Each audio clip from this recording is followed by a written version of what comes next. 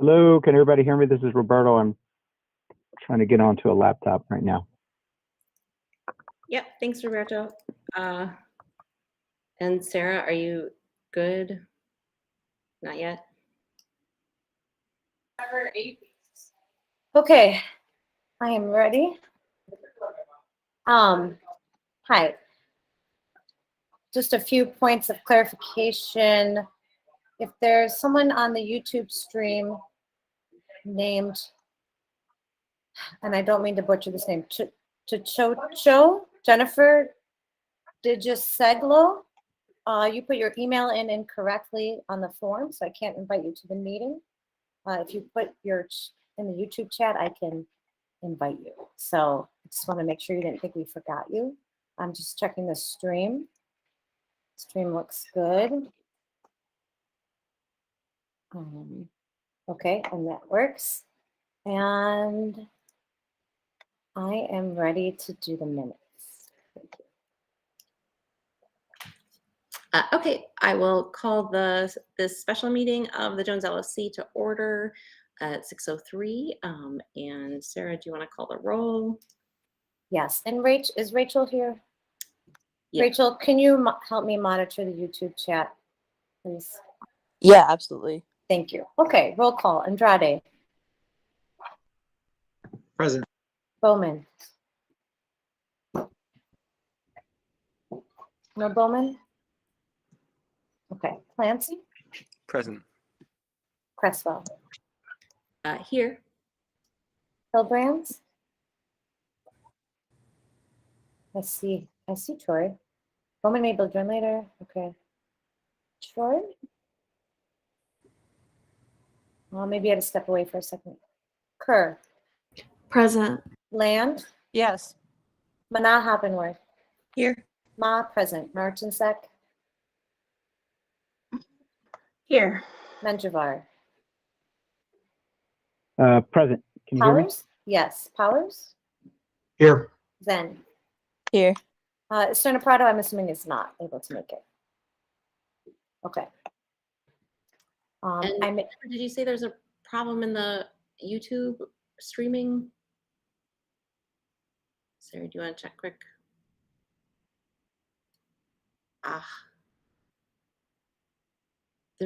Maybe it has like special attached to it and not attached in the Billy.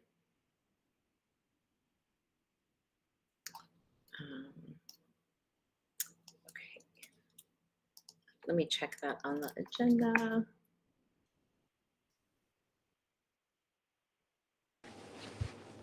The public stream link on the website does not work.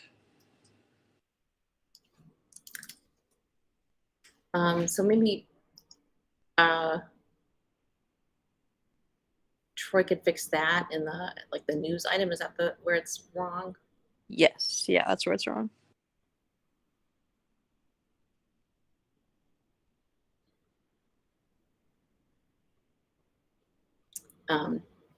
It was corrected. The website doesn't like the shortened versions of it, so that's why it always messes up. Okay, thanks, Troy. So on the agenda, we have approval of the agenda next. Does anyone have any changes on this? We can't add things. We can only take things away because it's a special meeting. But if anyone has a motion they want to make along those lines, this is the time.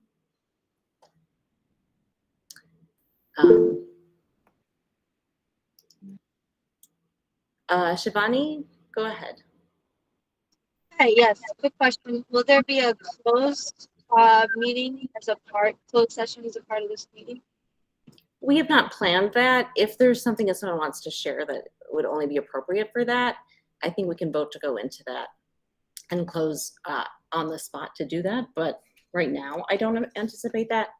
So. Okay, yeah, my recommendation would be to make an amendment to the agenda and submit and vote on the amendment if there were a portion of the meeting that were to go into closed session. Yeah, since it's a special meeting, I'm not sure if that's better or worse to do it that way. So I think we'll see if that comes up. Okay, so let's vote on the agenda then. Sarah, you want to do the roll call?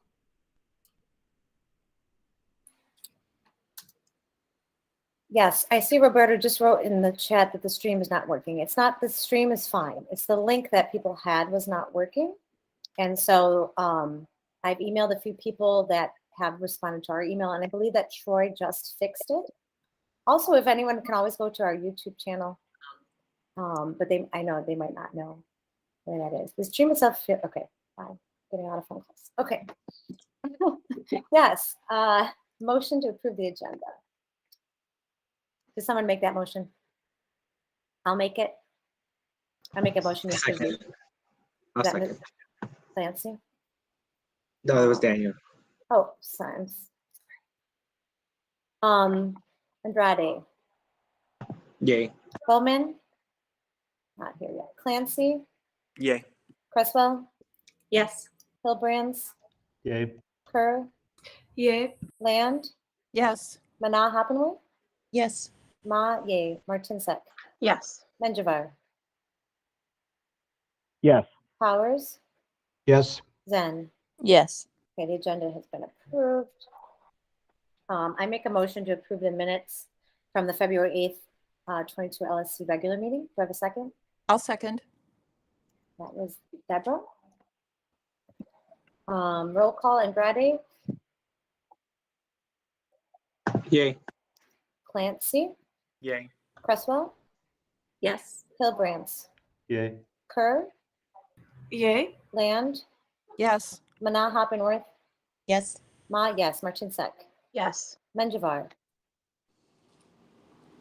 Yes. Powers, Yes. Zen. Yes. Okay, the minutes are approved. Okay, number 4 on the agenda is approvals of various budget things. I don't believe we have any this evening, so that we will move on from there. So this is a special meeting that Daniel, William, Alexandra, and Lenny called. And since it's, a sort of an unusual format, I put together some slides to guide us, so it's not so much of a free-for-all. Sarah, do you want to share those slides? And I'm happy to give any of the 4 of you who called the special meeting, recognize you and have you give a chance to say why you did that, if that is something any of you would like to do. While Sarah's bringing up the slides. Sorry, Sarah.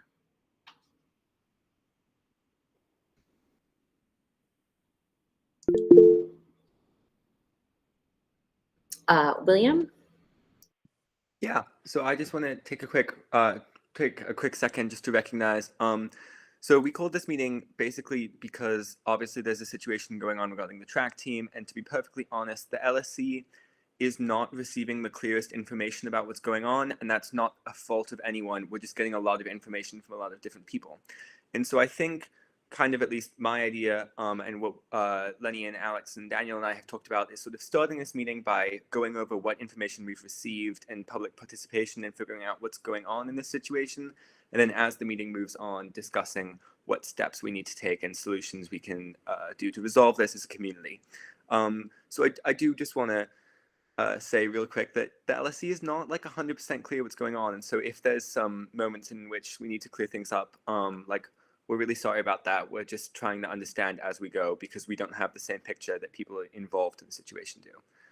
So with that said, thank you so much all for being here, and thank you for taking time out of your nights to come and watch or participate. We really appreciate it. It makes it so much easier for the LSC to understand what's going on and how we can best work to resolve this issue as a community.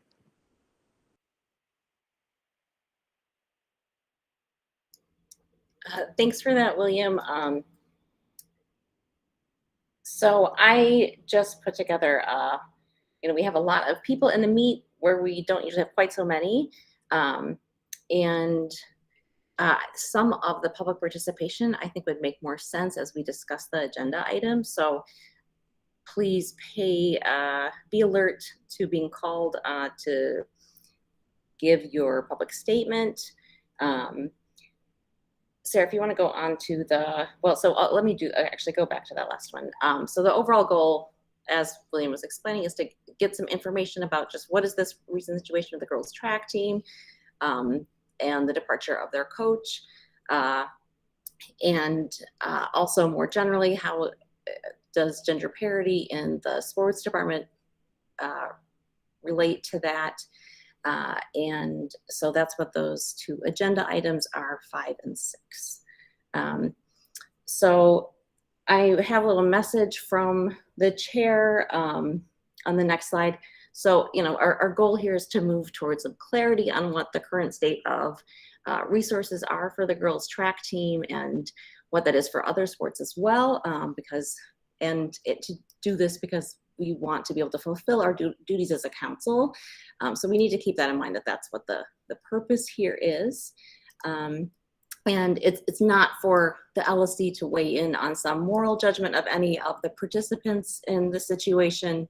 And, you know, we are providing this opportunity for the public to share information in a public forum, so that, you know, the LSC can be informed on decisions that we have within our control, especially in, you know, whether resources are allocated equitably and in line with the goals of the school improvement plan, and whether the school is operating in accordance with CPS policy and various other laws and regulations that have to do with equity in sports.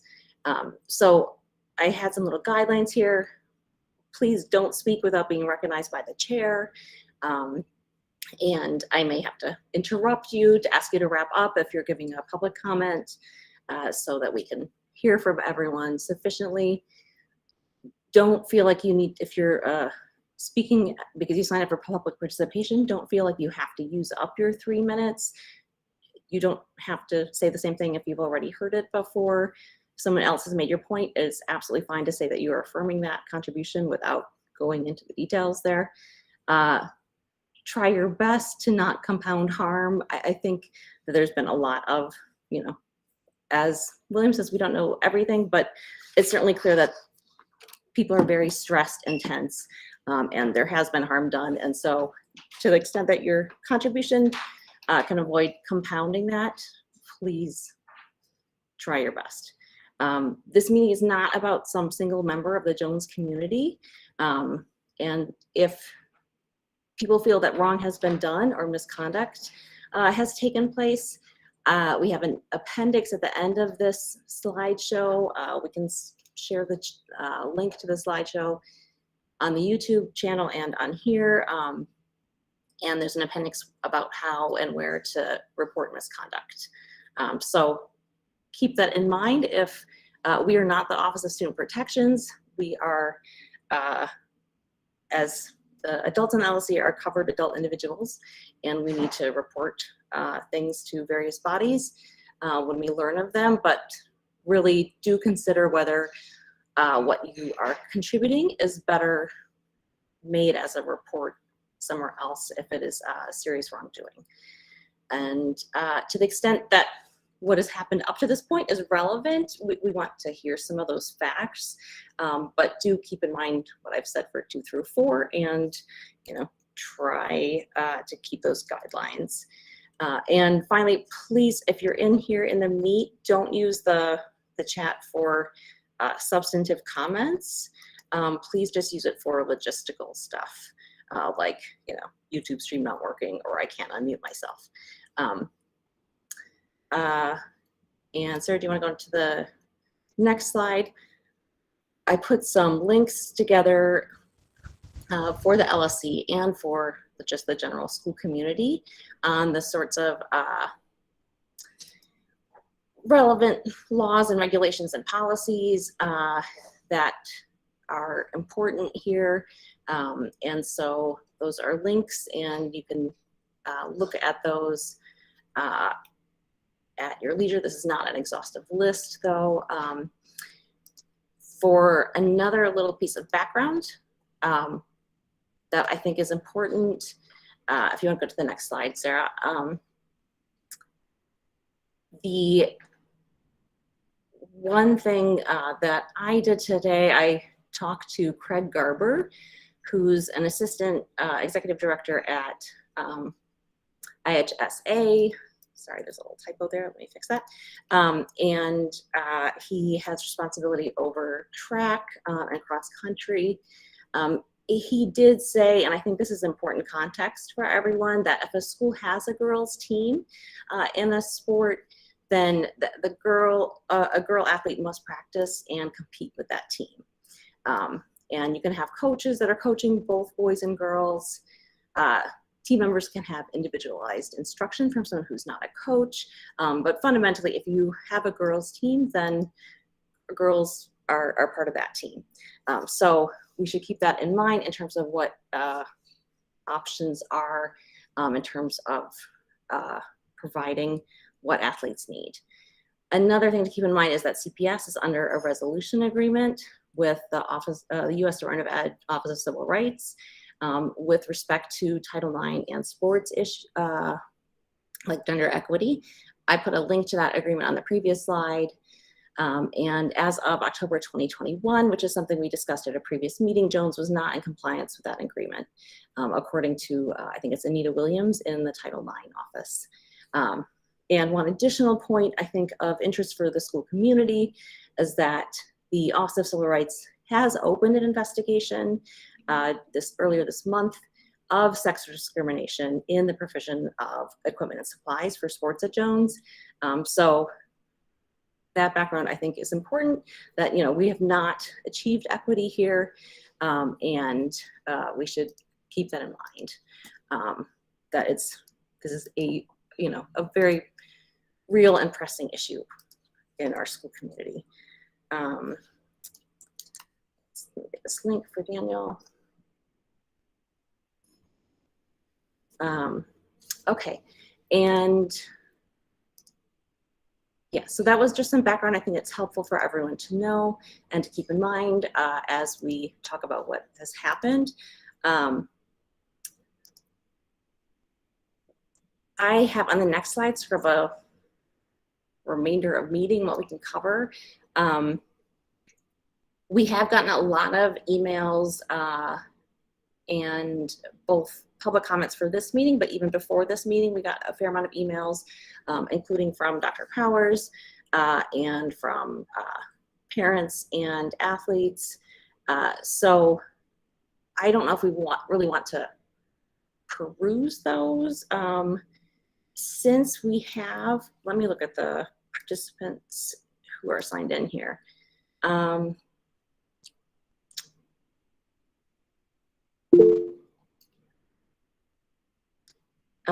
Yeah, so do you just want a link to that folder, William? Yeah, let's put a link there, and those of you on YouTube can also share that link. And so this is just for the public drive. Basically, there's a folder in there of communications that we've gotten. We will try to, we'll read some of them into the record. So let me look at our speaker list for who is here.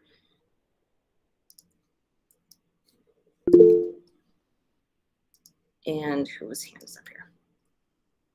Go ahead, Ellen. Thank you. I just wanted to mention that I think we have several students who are slated to speak, so I wanted to bring up the fact that often in these conversations, students' voices are not necessarily heard in all spaces. So something to just recognize and acknowledge is that this is that space for our students to articulate their thoughts, the impacts on them of the various events that have been unfolding.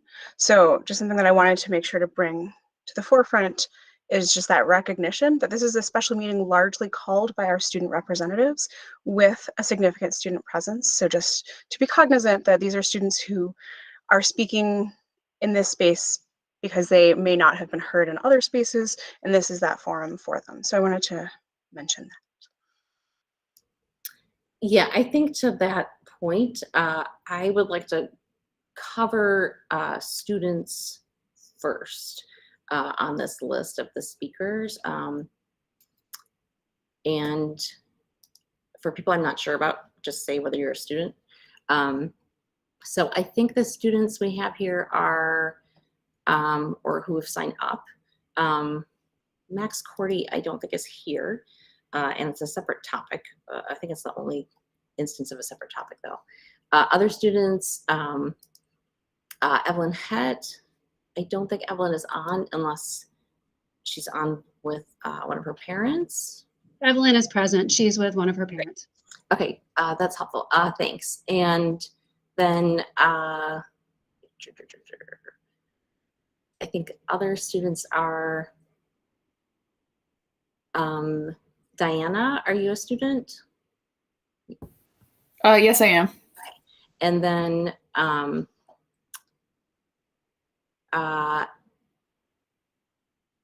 Izzy, is that right? Russell? Yes, I'm here. I'm a student.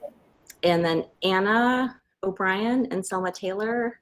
I'm here. I'm a student. Okay. I'm also here.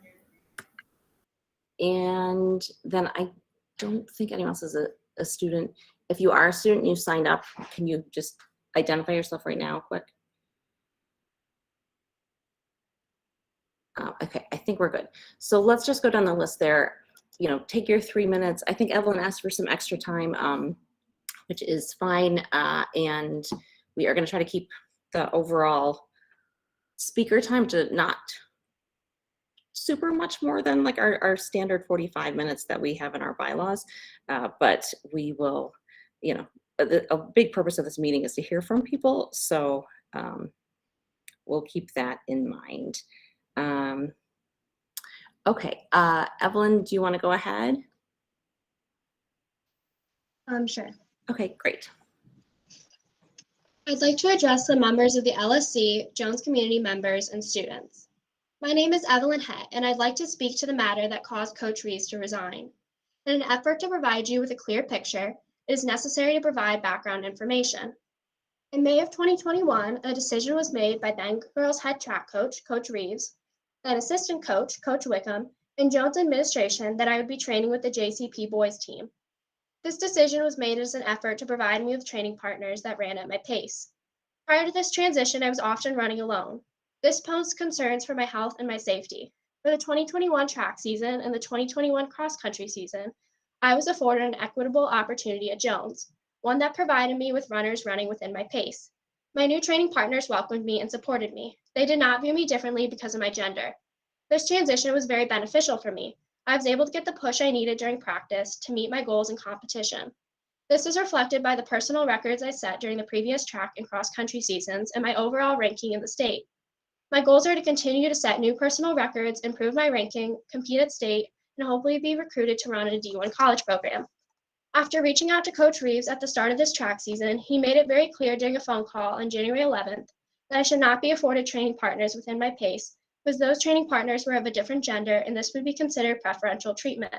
My mom contacted administration to voice that I would like the same opportunities this year that I was given last year.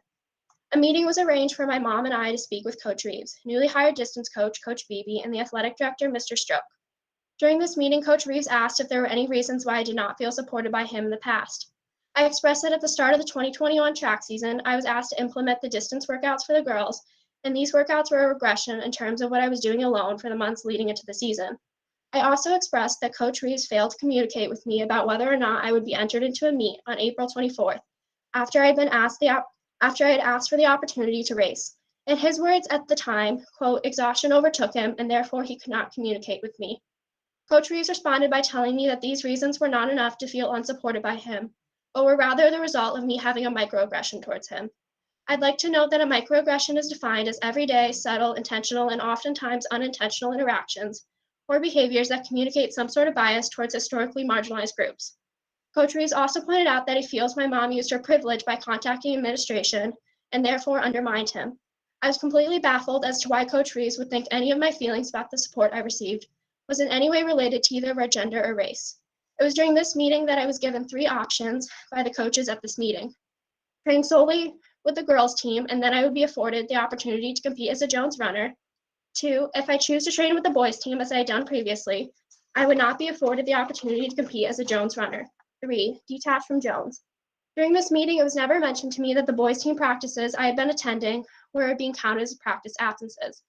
I was asked to attend the girls' practice the following day, which I did, but I was never told that my eligibility to run for Jones was in jeopardy if I did not regularly attend girls' practices. At no point moving forward was I given a warning by either Coach Reeves or Coach Beebe about my girls' team attendance. It was brought to my attention after the following day's practice on January 28th that Coach Reeves was referring to me as disrespectful to another coach in front of other teammates and vocalizing that I should have addressed him more at practice, and it was unacceptable that he did not.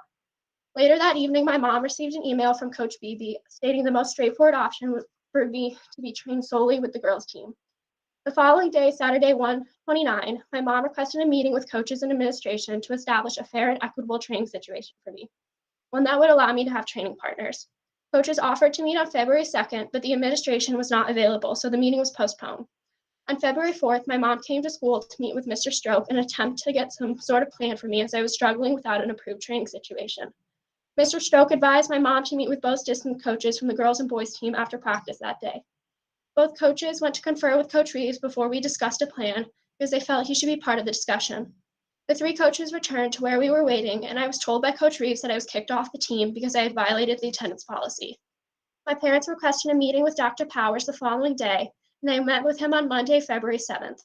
Dr. Powers acknowledged that he did not have all the necessary information of what had happened over the past 3 weeks in regards to numerous previous communications between my parents, coaches, the athletic director, or other members of the administrative team.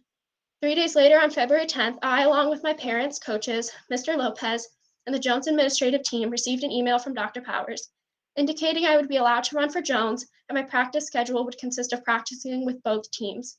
3 minutes after this email was sent, Coach Reeves replied to all parties with his resignation. Later that afternoon, Coach Reeves met with the girls' team prior to their track meet. During a lengthy, profanity-laced tirade, he told them that he was stepping down.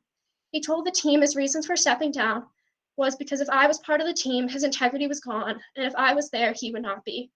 Coach Reeves told the girls that no one person is bigger than the team. I did not ask to be made bigger than the team. I simply asked for an equitable opportunity to reach my goals.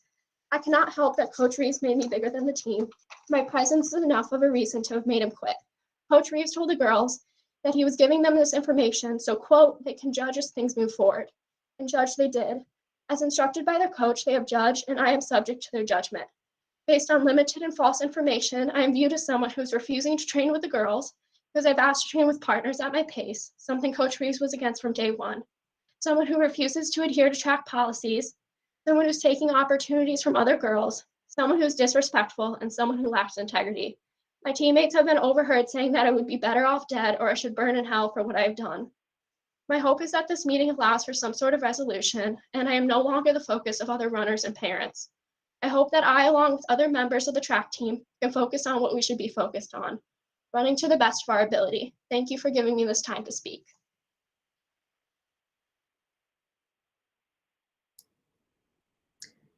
Thank you so much, Evelyn. I want to say I really appreciate that you are willing to come and speak. And I know all of this stuff is hard. It's hard for everyone, and these are hard issues, but they're real issues. And, you know, the first step of actually resolving stuff in our school community is that we have some facts. So I appreciate you writing your statement and being willing to give it as well. It's helpful for the LLC. Okay, we will go on through the list of students, and then there's a couple student statements that wanted to have their statements read as well, so we will do that too. So Diana is next.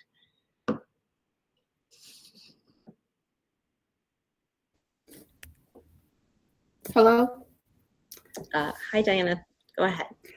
I just wanted to say that if it were any other person, specifically a person who was non-white, the situation would have not escalated to the way it did.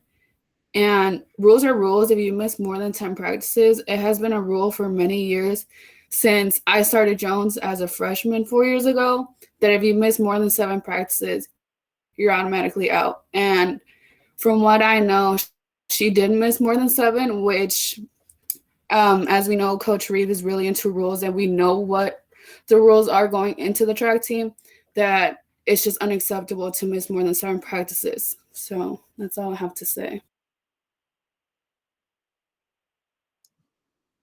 Thank you, Diana. Next, is it ISIS? Just correct my pronunciation there. And oh, yes. And also, I saw that you had someone else sign up to speak too. Is it Andron?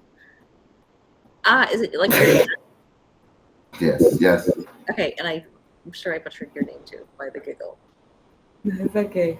I have something prepared. So I just want to. Oh, I'm sorry. I just want to introduce myself. I'm Isis Russell. I'm a senior, and I have been associated with track since I was a freshman. I actually started when Coach Reeves first started as a coach, and at the team, and we had practice every day for about 2 hours, and sometimes track meets on Saturdays would be there for numerous hours, and ever since I was a freshman, I never once questioned me or my teammates or my friends' safety, not once. And so I just feel like that's his main priority is safety, especially now during this pandemic. And I feel like Reeves did his job.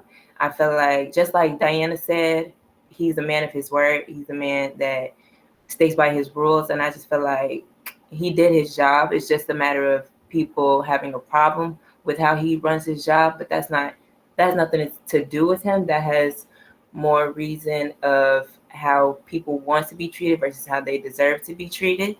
And Reeves is never a person to treat somebody differently because of what circumstances they've been through, what previous training they'd had, and he was and still is never a person to be unfair. And I just wish people would give him a lot more credit than what's been happening these past few months, weeks, days, because he has told the team firsthand how much stuff he's gone through these past few years. He's been at practices to tell us what he's been going through, but regardless, he's been at practice, and he would drop everything to make sure his team is okay. And I wish people would just see that instead of just jumping to conclusions and trying to paint him to be the bad guy when that's not the case at all. Thanks, Isis. If your dad is planning to speak, we'll come back and circle back. Oh, okay. And next, Anna O'Brien. If there's Anna. Yes. Okay. Hello, I'm Anna O'Brien. Okay. To start. Is my camera on? Okay. Okay. In email correspondence between faculty, the girls' track team was referred to specifically as a social club. Firstly, this is blatant disrespect to our athletes that work to come to practice every day. This is frustrating because many of us runners are extremely dedicated, especially when it comes to our long-standing absence policy that you can only miss 7 days. I participate in multiple after-school activities and have made big sacrifices to those activities in order to accommodate this policy. Similarly, I've observed my teammates' dedication, and even when they're injured, they push through and try to make themselves better. My team is always showing up. With this new transition, the administration's disregard for former Coach Reeves' absence policies has turned the track team into a literal social club. There is no accountability or structure in the new system. Runners do not have an absence policy to follow, nor a way to contact coaches about absences and personal issues. If the team had been consulted in this decision to merge the teams, we would have been able to work out systems in advance and would not have been put in the situation where there is no structure for the girls' track program. The merge of the boys and girls track teams has impacted our mental health. Many tears have been shed. Our athletes have been losing sleep. Many of the runners on our team depend on practices as a consistent, safe space. Now it has become something that causes stress, where instead of being something that we look forward to, it's now a part of our day that we struggle to get through. It's impacted our academic lives, a constant distraction in and out of school. It has impacted our physical health. We are getting in our heads. As we now have had multiple coaching styles and perspectives that have made us question the technique we have all trained. Multiple athletes on the team, including myself, have developed injuries due to the switching coaching styles, sprinters specifically. One of my fellow teammates, Taya, injured her hip about a week ago. She was unsure of who to contact regarding her injury-related absences for the week. We were never given any contact information for our interim coaches. The gap between injured athletes and coaches about injury support is growing larger. This entire situation we have been put in has affected us in a way, especially because it was not our voice being heard, but the voices of administrators and other student athletes that are not a part of the girls' track team. We desire to be listened to and to be able to have a say in how we train. What is happening now? It makes it even harder when the two teams are combined. The consistency that comes with the girls' team training separately is very important as we get training from our own meet schedules.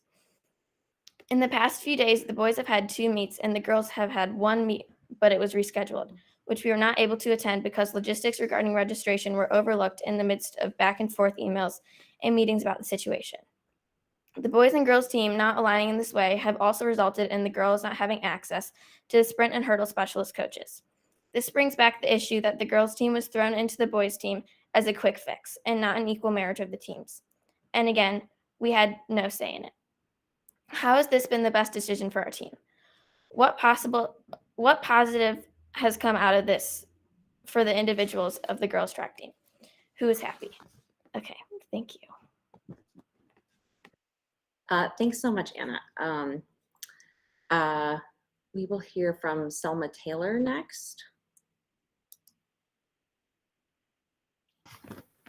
Hi, I'm Selma. Okay, I would like to share my own experience on the track and cross country team over the past year. Okay, because the girls team was unable to accommodate everyone, some runners got treated differently, and that felt like the school and program were valuing us less and were not as willing to invest in us. The perception, for better or for worse, on the team, on a majority of the team, was that our hard work was not as important. This feeling first appeared last fall during cross country, but continued this spring. From our perspective, over the past few weeks, Coach Reeves had made a decision, which was later followed by the boys team mainly holding meetings where their voices were heard. And then after that, Dr. Powers had changed his decision and opinions over Reeves' decision, and we feel as if that meeting had changed the decision and that had been made, and we're curious that if it wasn't that meeting, then what did? And about the decisions that led up to Coach Reeves' departure, we have faith that Dr. Powers made the best possible decision for the entire team. However, a majority of us do not feel this way. Dr. Powers' override of our team policy has resulted in a great mental stress and a feeling of insignificance among a majority of our team. Lastly, Evelyn, thank you for sharing some of the comments that you think were directed towards you. I have never heard anything like that, and I hope it isn't true, and I would be disappointed if they were. Thank you. Thank you so much, Selma. So I think we have 2 student comments to read. And Sarah, can you read them, or do you want me to bring them up? I can read them unless it's a little loud here, but the first one, this is from a student.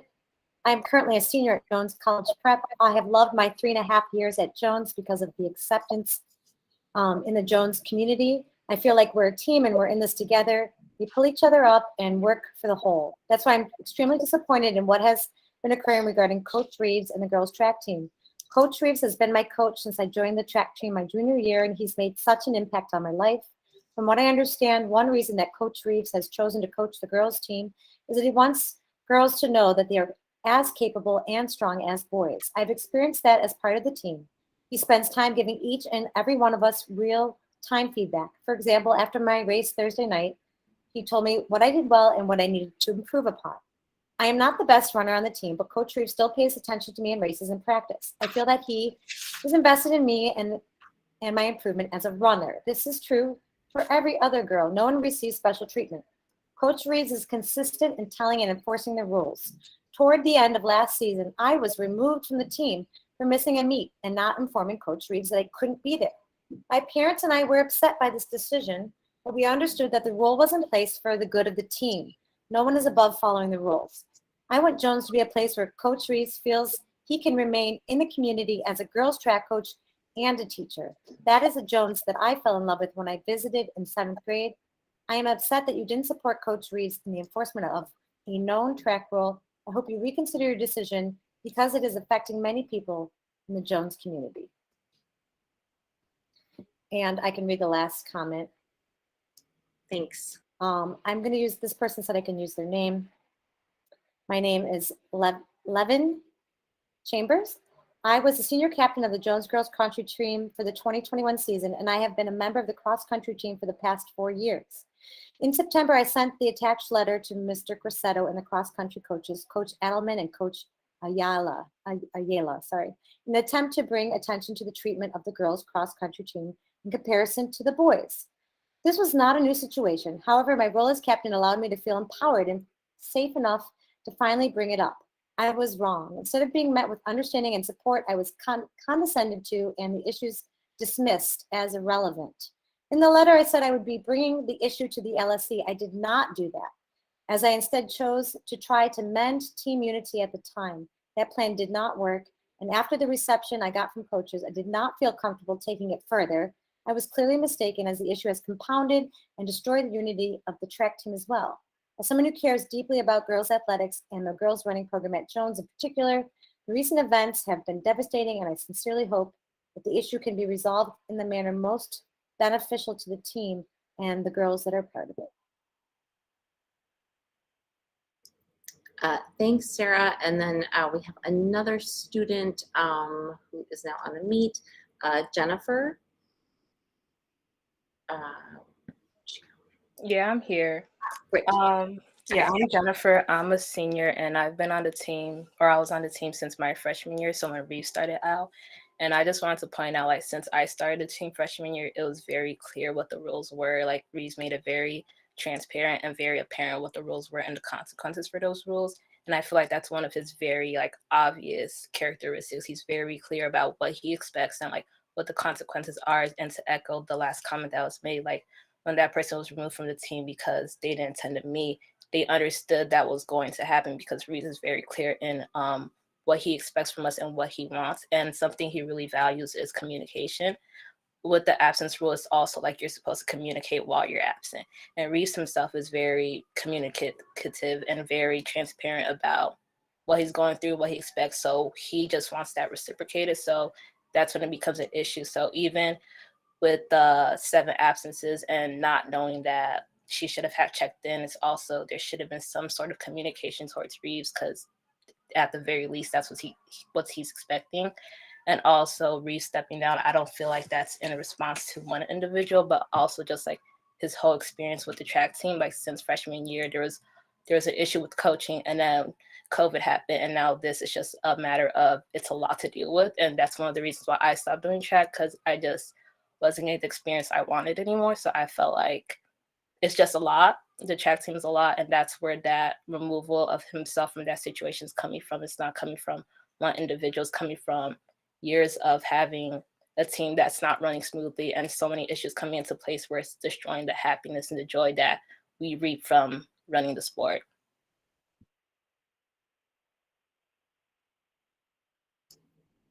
Thank you, Jennifer. Let's go through the signed up adults now as well. And we'll start with John Korfmacher.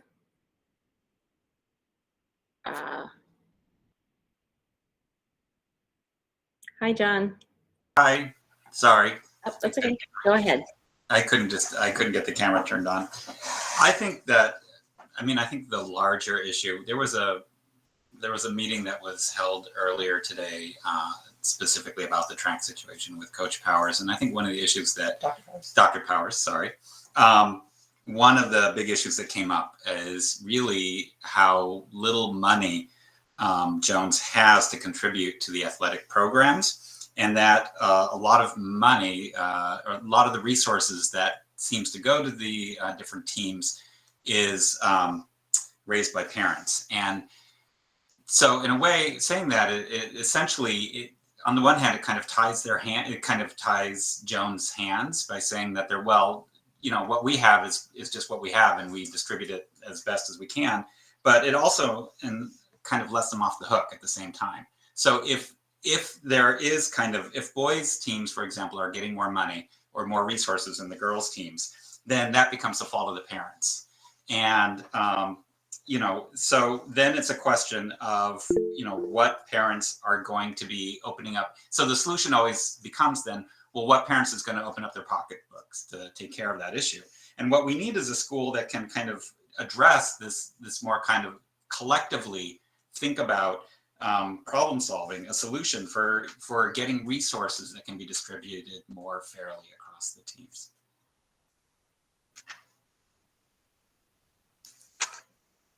Thank you so much. We will go on to Megan Mortensen. Megan. Hi, good afternoon. I'm a parent of the boys, of a student on the boys track and cross country teams. I don't have a whole lot of facts to add to a lot of what has been said, other than just I wanted to speak about the resources that the boys do have and don't have. The boys are lucky enough to have a group of young men that have worked together to create kind of an internal mentoring system that has helped kind of supplement their training on an off season. We have the standard coaching rate that I think was just discussed by Mr. Korfmacher, which is really a very, very small amount for coaches that are giving as much time as are required to go to track and cross country. I am not sure that this is the right number, but I do believe it is something around the lines of under $2,000 a season. So the people that are doing this are mostly doing it not for the monetary gains, but for the reward of the work of coaching runners. In addition to that, as a parent of a cross country and a track runner, my student is a junior and he's had the same uniform since when he started. And this uniform is several years old. So there is not an abundance of resources. A lot of that resource comes from the students themselves and parent volunteers. Thank you, Megan. Next on the speaker list here, Susie Het. So I see that Peter is also signed up. Susie and Peter, if you could sort of split your time together. So if Susie, if you need a little extra time and Peter does not need so much, that would be helpful if you guys can kind of divide up your 6 minutes across each other. Okay, yeah, my statement probably shouldn't take much longer than 3 minutes. Okay. Good evening, my name is Susie Het. I'm Evelyn Het's mother. I'd like to speak to the topic of equity in the Jones Track program. Many members of the girls track team and their parents have expressed concerns that resources for the girls and boys teams are not equitable. I interpret this to mean that the boys have what they need to be successful runners, whereas the girls do not. Some have stated that there are public resources that are being used in unlawful ways. I interpret this to mean that there are resources that should be available to the girls, but are purposefully being withheld from them. If students and/or parents could create a list comparing and contrasting the resources available to the two teams, that would be helpful. Providing background information into how specific resources were attained would also be helpful. Were these resources provided by the school? Are they someone's personal items? Were monies from team fundraising events used? Were they donated by a parent or another family member? Were they purchased with grant money? The term resource is being used very broadly and without specific reference to what is actually available to the respective teams and what is needed, making it difficult to take the necessary steps to correct any disparities if they exist between the two teams. Once these resources are identified, I would like to be part of working toward ensuring that both teams have what they need. I would also like to be part of a discussion with team coaches to learn if they perceive any inequities, as I would think they would be the first to recognize them and know whatever it is the team feels they need. Have coaches of the girls' teams expressed an awareness of inequities and requested steps to rectify them? Have they been ignored? Some members of the girls' team, as well as Coach Reeves, felt that if my daughter were to train with partners at her same pace, who happened to be of the opposite gender, she was receiving preferential treatment. With respect to equity, I am confused as to why providing her with training partners is viewed as preferential treatment, as opposed to an equitable opportunity. Evelyn needs to run with runners of similar ability in order to be successful. If the runners of her same gender are not running at the same pace she is, then she should run with runners who are, regardless of gender. Which I might add is what she had been doing for a year, and these are the practices that she had been attending up to this point. And it was known where she was at practice. In addition, it has been said by some members of the girls' team that if she were to train with male runners but compete at school meets, she is taking a spot for competition that doesn't belong to her, and therefore depleting another valuable resource from the girls' team. It is unfortunate that this thinking was also reflected in the options presented to Evelyn by the girls' team coaches. If she wanted to compete at school meets and be offered a spot at sectionals, she had to solely train with the girls' team. If she were to continue to train with the boys' team, then she would not be allowed to compete at school meets or sectionals. She had a third option, to detach from Jones and not compete in any IHSA-affiliated meets, including sectionals and the Illinois State meet. Evelyn did not accept any of these options, but continued to advocate for herself in order to attain a fair, equitable training solution. It surprises me that somehow who my daughter runs with has been used to spark discussions of inequity. I feel it's important for everyone to be aware that Evelyn's situation is in no way unique. Often in high school settings, girls who run considerably faster than their same gender teammates train with male team members. This allows high school running programs to provide athletes with equitable opportunities to reach their maximum potential.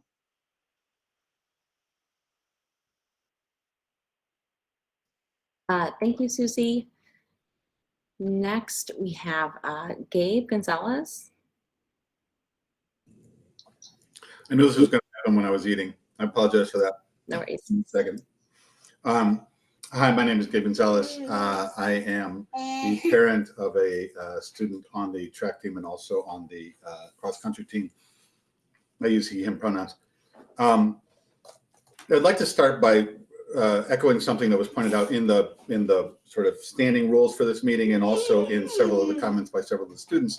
And that is, while it's tempting to think about questions of equity as an individual issue, it's actually a structural issue. And that to me, this conversation and the debate we're having is not about what happened with an individual or what decisions were made by whom and what circumstances, but rather what were the circumstances that led to those decisions being made. And I think if you at the LSC looks at that, it's pretty clear that there was inequitable resourcing of the girls' team in comparison to the boys' team. And before we go further, let me just say that regardless of people's individual understanding of what the word equitable is, there is a legal definition of the term that does not apply to individuals, but rather to the system that the individuals work in. And I suggest that the LSC propagate those so that we all agree on what the actual definition of the word is instead of like sort of making up our own and then defining things based on that. The second thing that I would say is that when we're faced with these kind of difficult structural questions, it is usually the actions of a few or the desire of a few to rush to solutions instead of looking at how the inequities came to be in the first place. And I would say that the desire to join the two teams without really thinking through what the impact is, or as some of the student athletes very eloquently described some of the problems that arise from that, is exactly motivated by this kind of desire, right? So they just want to put it behind them, say, hey, okay, there was a problem, but we're past that now. We don't need to look back. We don't need to figure out how this happened. And I would say to you as the LSC that if you do that, we're going to find ourselves here again, because these inequities are not going to go away. They're systemic. And what needs to happen is there needs to be a thorough investigation. And I think having folks on the outside do that is great, but I would also suggest that you as the LSC have a responsibility to do an investigation as well to get to the bottom of how this happened in the first place. The last thing I would say is that several people have posited that, well, these inequities come about because there's not enough money to begin with, so people just raise money on their own. This is a dereliction of duty when it comes to a public good like the school. The school has a responsibility to make sure that all of its students are treated equitably under all circumstances, regardless of where the funds come from. And so I would strongly encourage the LSC to do the hard thing, to do the right thing, to do the courageous thing, and get to the bottom of this and make sure that these things don't happen in the future. Thank you. Thank you so much, Gabe. Next, we have Frida Taylor. Yes, hello. I just had a question actually, which I don't know if it should be directed to the LSC or the school, but I am doing a dual. In regards to historic and also current, is there information about team funding from donations from school and also from Friends of Jones of like, I'm just curious to see those numbers. And I'm not saying that they are different between the two, but in talking to some other parents on other schools in Chicago, they were like, oh, we have these. So I would just love it if there's a place where that is information is available. That would be super if you could provide that. Thanks, Frida. Some of this is available. So like internal accounts balances, those are provided like for the budget committee for the LSC each month. And to the extent that we are approving fundraising, that stuff either goes through just the principal or some of it has to go through the LSC as well. All of that is public documents, so it should be available to people. And then expenditures also show up in documents that the budget committee receives each month. And so that is available too.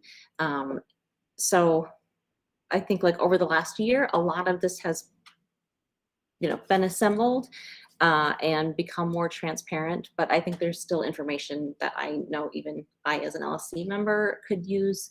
So it's not comprehensive in a way that it makes it very clear at this point, especially when there's a spending that doesn't really show up on the books anywhere or in-kind donations that aren't being tracked. So it should be available, but that does not mean it necessarily is immediately right now. Thank you. Next, we have Kate LaMancha.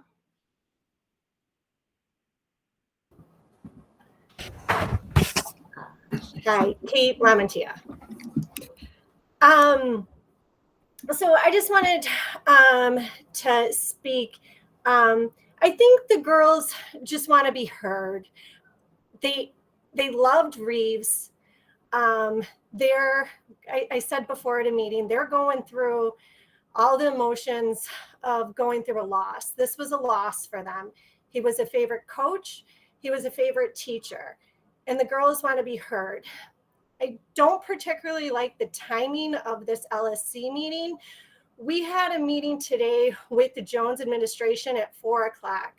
From 4 to 5:20, we were at Jones, the girls' parents, the girls' track team parents, where we got to hear from the administration themselves firsthand not as much what transpired, but what's the path forward. And I think that's very important. I think we need to move forward in the most positive way on this. My daughter went from literally waiting for track season to start all year because this was her favorite sport to now being in tears with the loss of her favorite coach. She is making the best of it. She is giving it a chance. But I do think the girls feel they need to be heard. Now, the administration put forth a very reasonable and I think more than reasonable, I think a supportive plan before the parents just an hour and a half ago, where they're going to be in contact with the girls through multiple modes of getting feedback from them and how they're feeling on this joint team with the girls and the boys combined. So I left that meeting very hopeful. I always try to go into things with, people's best interest, right? people are coming at things with good hearts and good meaning. I felt that way with the Jones administration today, that they're going to make a conscious effort to let these girls' voices be heard. And then the proof will be in the pudding. You know, they said that they're going to do that. And then, you know, I'm going to want to see that, because I, you know, very much want my daughter to find her happiness on the track once again with her teammates. So I appreciate being able to speak my point of view, and thank you for the opportunity.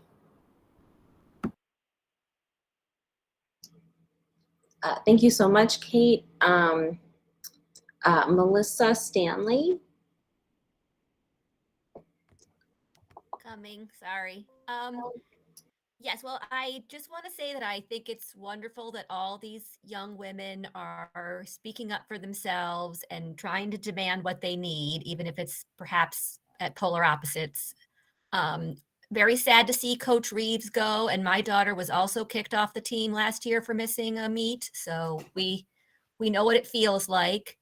But the only point I'm frustrated about is that the cross-country team had a meeting with the administration and the coaches where they were very specific about how the girls were feeling marginalized and not supported like the boys team. So to say that there was not a specific conversation about resources and inequity where specific things were mentioned, I just don't understand how. I mean, that was, of course, the cross-country team, but there was a conversation and people were very specific about what they needed. And then to seem like those voices were not heard, and then this problem just bubbled up right back over again in the track team is, I think, what I'm most frustrated about. So hopefully we can really move forward and put this to bed, and all of the girls can find a happy place to work together in the future. But there has been lots of conversations. So to act like this come out of the blue is a little ridiculous. That's all I have to say. Thanks so much, Melissa. Peter Het.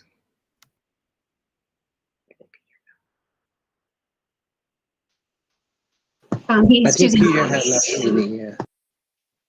Yeah, he's choosing not to speak. He left the meeting. Thank you. Okay, thanks. Let's see what's next. Mr. Balacello.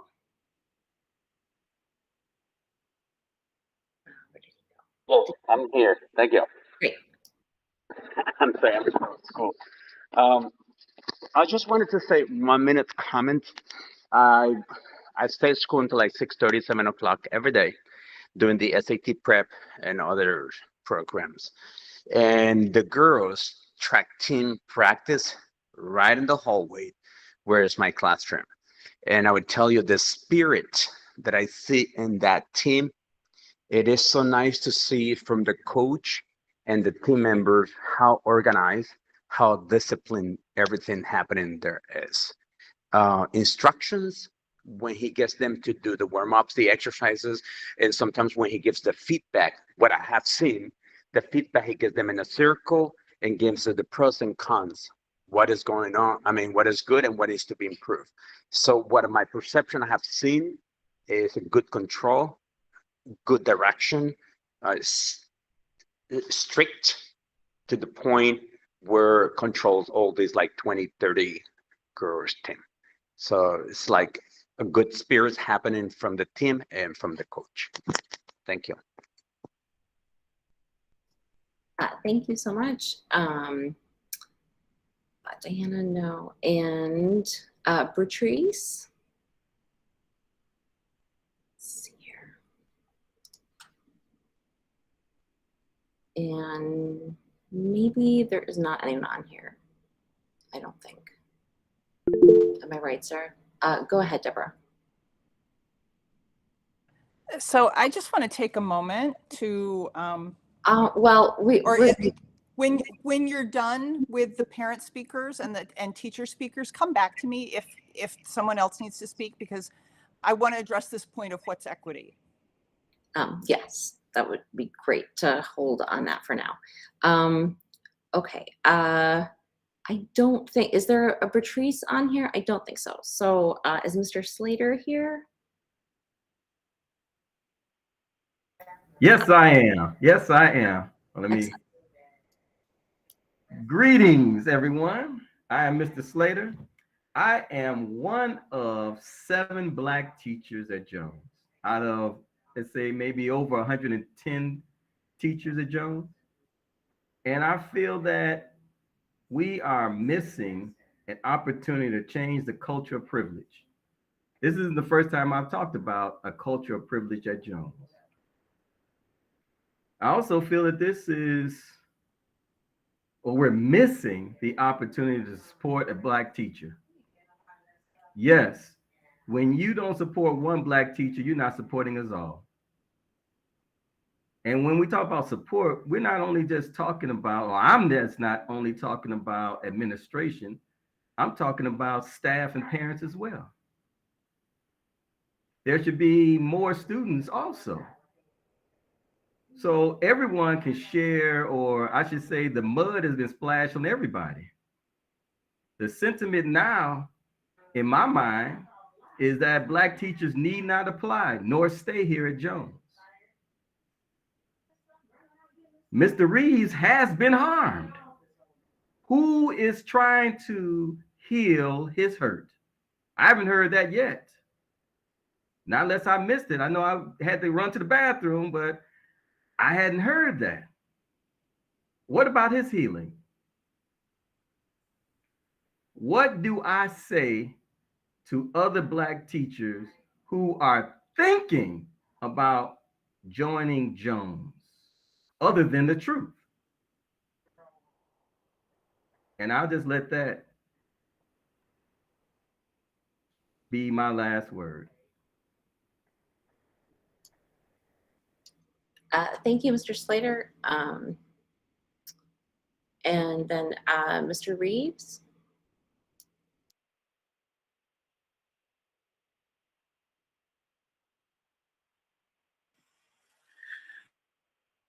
Thank you for everybody that's spoken. I just want to recant this tale just from my perspective as quickly as possible. Without going into to scratch the surface on this situation. As a coach, I have to make the unfortunate decisions of being the bad guy in somebody's story, and I have to be good with the team. I have to uphold policies and things that are unpopular decisions to make sure that the team holds its integrity, for the, as I said at the beginning and in the newsletter, for the spirit of this, essentially to have athletes be held accountable as they, earn their opportunity to be an athlete. December 31st, about continuing on with the training plan for Evelyn Het. I don't know the exact date in which we spoke. 5 minutes, I had said 3 things that I'm not comfortable with Coach Edelman coaching Evelyn from afar, because I thought it was a violation of IHSA. Also, that I would expect Evelyn to run with the team, with the girls specifically, and show up to practices, and that her interaction with the boys would be limited. Mrs. Het, did agree that in cases of safety concern, that she would be able to run with the boys, because as you've heard from several of my athletes, your safety is my priority. So one thing that I was willing to budge on, but I needed her to show up to practice so that we can have a team collective, because I was aware of what occurred during the cross country season and did not want that to back season, as I believe Miss Stanley had said. I did not want that to, disrupt the track team season. So this answer was something that was the hard push, and I just was not okay with having an outside coach that was beyond myself or whom I was bringing in for the Jones distance squad. As last year occurred, I vocalized that when parents do go above my head to speak to administration, I do see that, as many teachers here do, as an act of privilege. Because at some point, the conversation is between myself, the athlete, the parent, and the athletic director. The athletic director was not addressed until after some time, which the athletic director is aware of all scenarios that were given in this said situation. What was occurring was that there was an individual exercise plan that was being created. And from the jump, my answer was no. Once we had Coach Tanner Beebe and Coach Vittorio have a conversation, and after our meeting with Ms. Het and Evelyn, with the athletic director, Stroke, and my assistant coach, we all had that there would be a plan written out. Several plans were written out, and all plans were denied. They were denied because they did not include Andrew Edelman. And from that standpoint, Evelyn showed up to one track practice. Evelyn's been she joined the team her freshman year. So the track rule, which you've heard a lot of my students discuss, has been aware and known since her freshman year. It's not a new rule. It was grandfathered in by the previous Coach Wickham. This is not my rule. This was the track rule. So I just took it on. Therefore, she did not need to be aware of the rule because it was already in motion. With every track season, it's the same. It's the same since Coach Wickham took over in 2019, I believe, my first year. So she showed up to one practice.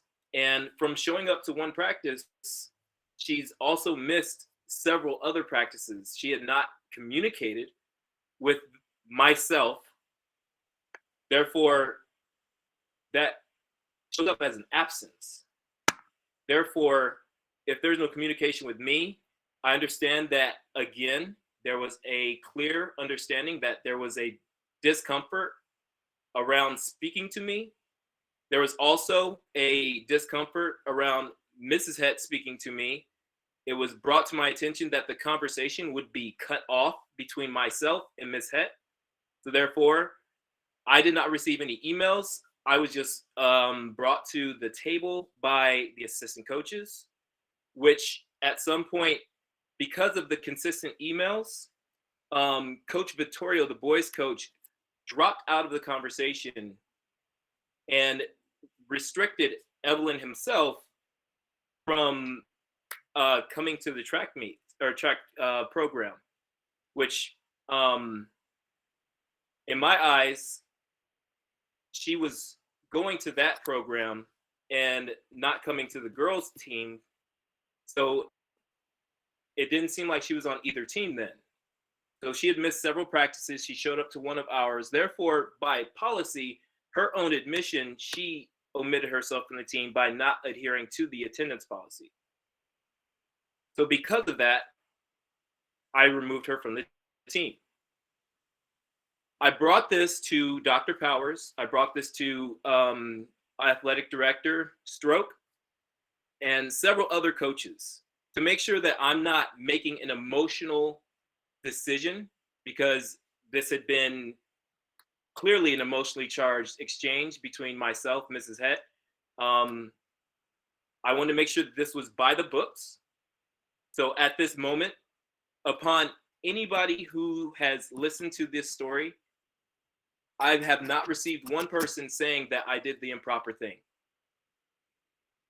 The 7 absences is actually generous because most people whom I've spoken to said I would have kicked her off sooner. And I said, that's not okay, because we have a policy, 7 absences. We are going to follow this policy. So therefore, I followed this to a T. I went directly to Dr. Powers, told him my side of the story, and I have to admit, there are 3 sides, hers, mine, and the truth. So it's some mixture. I agree with that. But I received word from Dr. Powers that I support your decision. That was Thursday of 2 weeks ago. Tuesday, I get called into the office. Well, now this situation is bleeding into my job. I lost my ACT lab period, I lost my lunch, and now this is becoming more so of a burden. So at this position, I'm brought in and asked, is there anything that you can do to overturn your decision? And I said, absolutely not.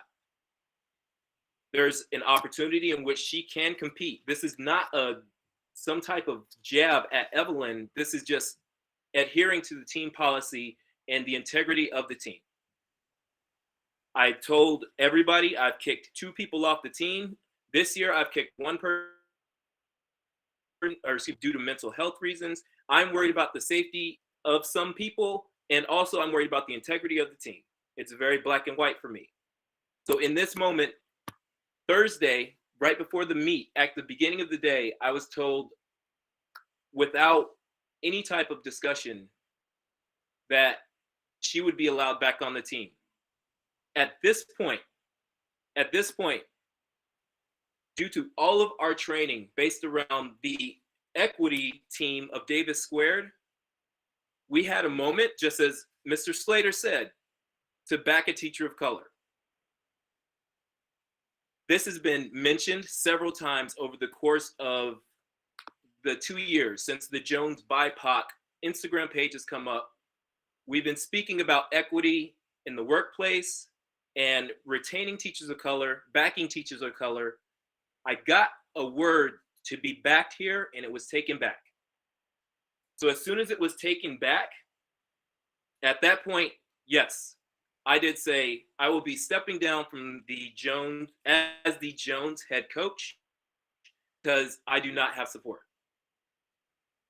And in that moment, Dr. Powers did reach out to me and said, I hope to dissuade you and you should reconsider.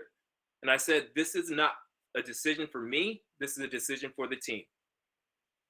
And as you all have probably heard in my profanity-laced tirade, that I was not happy with this decision, and I'm still not happy with this decision because I was told that this was going to be the best decision for the team. It is hard to believe that this is the best decision for the team when there is now a social club feel, as it's been numerously thrown at my athletes, that they do not care about this sport. When they actually do, because if you see my inbox, I'm getting emails, Coach, I'm not going to be at practice today. I'm going to leave early practice because I have therapy. Every one of them is reaching out to make sure that they are held accountable. And at this point, what's best for the team doesn't show when February 10th, we're at our first meet, and there are people running around the track in tears, crying. How is this best for the team? What does this do for the team? And in regards to your word, the only thing you can give and still keep is your word. I understand you have to receive 2 sides of the story, 3 sides of the story, yours, theirs, and the truth, and find some middle ground. But sorry. Wake up. In terms of finding some middle ground, but I received the go-ahead, and there was no follow-through on the part of administration. So there have become several issues here where I stepped down for the integrity of my team. My team is a group of young ladies that are not being taken serious as athletes. And this is unfortunate that they are not being taken serious as athletes, because I completely take them serious. This is not an Evelyn Het problem. I made this clear to the athletes. As much as there's some story going around that this is me going after her, it is not. This is clear that I'm pointing out that there are inequities in women's athletics, in supporting teachers of color, and me stepping down is bringing light to this situation. I apologize if this is long-winded, but I believe my girls deserve better. These athletes deserve better. And as a teacher of color, that our teachers of color deserve better as well. So that is why, again, I've stepped down from my position, because what does it look like for me to go into a meeting with one of my athletes whom I've already kicked 2 of them off the team, but if I'm looking directly at one of them and saying, I'm sorry, you have 7 absences, I need to kick you off the team. If one of them says, why? Because I'm not ranked, I'm not a good runner, I want more absences. Then all of a sudden, somebody who was completely on board I become the villain in that story as well. Then also, if they hold me accountable by saying, okay, coach, you're absolutely correct. What does that look like in terms of leadership? So there are a lot of moving parts to this right now that I just want to bring to attention, because the girls deserve better, teachers of color deserve better, and I'm sorry, I'm going to be selfish here. I deserve better as well. I was told that I was given word, and to have it taken back was very discouraging. I apologize for this being long-winded, but that's the short end of it. Thank you. Thank you so much, Mr. Reeves. I think there's a couple other comments to read. Sarah, do you want to do those? Yes. This one is from Peter Podlipny. They are a teacher. Hello, my name is Peter Podlipny. I am a science teacher at Jones. I'm submitting a comment in support of William Reeves. To start, over the last few years, I've repeatedly observed, and have been told that the situation for colleagues of color at Jones to be dismal. In my 7 years here, I've observed several colleagues of color, at least 9, leave Jones. Jones teachers submitted a racial equity petition in 2019 that called for increased focus on the recruitment and retention of staff of color. At a staff listening session this past June 2021, teachers of color, including Will, spoke out against discriminatory treatment in the REACH evaluation process and discriminatory treatment from parents. The Black teachers at Jones communicated to our whole staff about their experiences being repeatedly gaslit and disrespected by colleagues and administration this past December 2021. There exists a culture that undermines the professionalism and expertise of our colleagues of color. I am removed from the athletics world. I am not privy to what's happening on the team, and I'm not commenting on this specific situation. I am not attempting to inject myself into this conflict. My ask to our community is that we take into account the totality of the situation, including how our overall environment and culture has been and is unwelcoming and unsupportive of staff of color. We would expect that coaches are hired because of their expertise to lead a team. We respect the coach as someone who knows what's best for their team and how to train them physically, as well as mentally and emotionally. Coaches are responsible for helping their team grow to a family, and it's not fully possible when outside individuals, parents, and administrators undermine their expertise and leadership and coach from the outside. I feel that such incidents communicate a lack of trust and respect for our staff. This level of involvement of outside forces contributes to an already existing culture that undermines the professionalism and expertise of our colleagues of color. I believe this culture is a significant contributing force in this conflict, and I hope that this does not get lost in this discussion. Thank you, Peter Podlipny. I have a comment from a parent, Takesha Neal.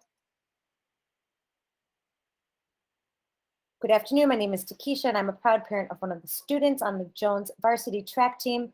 The reason for my emails are for our amazing Coach Reeves. Reeves cared about each individual athlete so much and wanted them all to be the best that they could possibly be. When they heard the news, it was heartbreaking to the whole team. The girls didn't want to lose somebody who cared so deeply for them and their performance and be left with a 2-day notice. They miss him a lot, and the way he and the other teammates were treated was unfair. Rules are rules, and everyone has to follow them no matter the circumstances. And decisions should be made based on what's best for the team as a whole, not just for the benefit of one player. That is so unfair, and the whole team and Coach Reeves were affected by the decision. I'm hoping the girls' team gets the fair support they need, and I'm hoping Coach Reeves gets a fair chance of being their coach again. And the last comment I want to read, well, there's a few more. I don't know, Cassie. This one's from Coach Beebe. Yeah, George, do you want to go? We still have a person on the spot to speak. Okay. Go ahead, George Mentioner.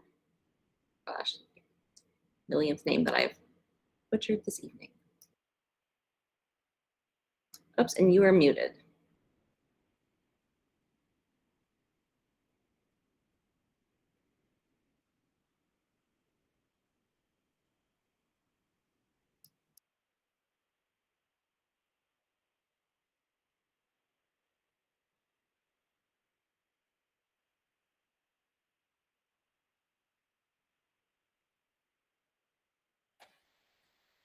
Why don't I read Go another comment while George figures out his tech. This is it Coach Beebe or Beebe? I'm so sorry. Can someone correct my BB. Beebe, thank you. This is from Coach Beebe.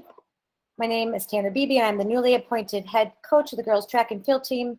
My goal as their coach is to empower the girls toward holistic development as athletes and as people. They should develop competence, confidence, competitiveness, and compassion through the consistent individual and collective process of running, doing drill work, weight training, and listening and taking care of their bodies through recovery. Towards this end, the girls need several things currently and for the future of their program. Immediately, they need more quality coaches who believe in them and are able to coach them long term. Right now, it is not clear if the girls and boys teams will stay separate or combine.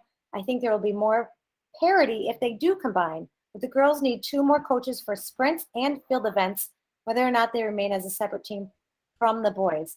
I simply cannot be in all places at all times for the girls. Redacted. The athletic director, Michael Stroke, has posted paid positions online and tried to make the onboarding process less cumbersome by trying to weigh the costs of onboarding and certification, which is $150 for IHSA certification and other costs for NFHS certification, fingerprinting, background, etc. However, because the position is paid through an end of season stipend, it limits the number of quality candidates who can apply. I cannot afford to work without pay for the season's duration, and other candidates may face a similar hurdle. Weekly to bi-weekly pay or grant should be considered to pay coaches during the season. Number 2, the girls need more access to recovery and cross-training resources. This includes having regular access to the athletic trainer. The girls often cannot find the interim athletic trainer. They need access to the pool for aqua jogging to recover from the pounding of running. As I write this, I'm quickly running out of time before practice. There may be more resources that I should list, but I want to emphasize that these girls work hard daily to achieve their goals and should be given the resources to do so. This is not just a social club to them. Coach Beebe. And then my last comment is from security guard Jared Nathaniel, security officer. Speaking as a former head coach of the boys basketball team and assistant of the girls basketball team, I am sending this email to say that I stand with Coach Reeves. If I had an athlete that disregarded team rules or ostracized themselves from the group, I would have no choice but to meet with the individual and their parents, and if the actions continued, I would dismiss them from the team. We're here to help these children blossom into outstanding adults, and accountability is a large part of the development. It's a disservice to the student athlete to give them a pass from following the team guidelines and expectations while not doing the same for the rest of the team. As we strive toward full equity across the board, we must hold true to these values and principles. I'm done. Thanks, Sarah. One question for those people on the meet. Is Amaya Dover on here? And is that actually the person who signed up as Retrice? If it is, raise your hand after George goes. George, do you want to go ahead? Sure. Can you guys hear me? Yeah. So just, I mean, we could, just on the terms of mingling the teams, this is not an unusual thing that is done. Many schools do this. You know, for instance, teaching hurdles, you know, generally speaking, schools don't have two hurdling coaches. They have one. It's just not something that you have. You don't have two shot put throwers. You have one. Same with high jumping and other events. So in terms of commingling, this is fairly common even within Division I schools. You know, they don't have two coaches for each event. So in terms of merging the two teams together, this is fairly common in some regards of teaching specific events. You know, we still have two distance coaches, and it'll be me and Coach Clark, you know, working on the sprinting sprinting aspect. So in that regard, and then the other aspect of, you know, equipment, you know, for the most part, you know, cross country and track, there isn't a whole lot of equipment. And for the most part, whatever equipment is available, you know, can be used by both teams. You know, we only have one high jump pit. Both teams can use it. We only have, you know, we have certain hurdles. You know, for the most part, one team's not going to say, no, those are our hurdles. We're obviously going to let people use whatever equipment it is. Even the, you know, the boys, you know, through private fundraising got these elliptical bikes. You know, we would never stop a girl athlete from using the elliptical bike if they wanted to. So in that regard, for the most part, whatever equipment, you know, one team bought or didn't buy, at least going forward, you know, they're allowed to use whatever it is, with the exception of, you know, like a shot put, which is there's a girl's shot put and a guy's shot put. But anyway, that is all I have to say. And looking forward to working with the ladies going forward. You know, it's going to be an exciting season. Coach Phoebe and I are very excited on really getting this team, you know, recovering from what's going on. It's been a hectic 2 weeks or so, but I think it'll pan out nicely. Thank you. Thanks. Okay, I think that is all of our speakers. And so really now is the time to hear from, okay, sorry, I did see that Lauren is there. Lauren, do you want to go ahead? And are you just introduce yourself as student, parent?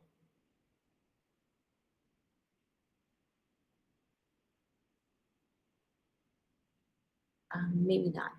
So let's proceed with LSC questions. And I think, Dr. Powers, do you want to go?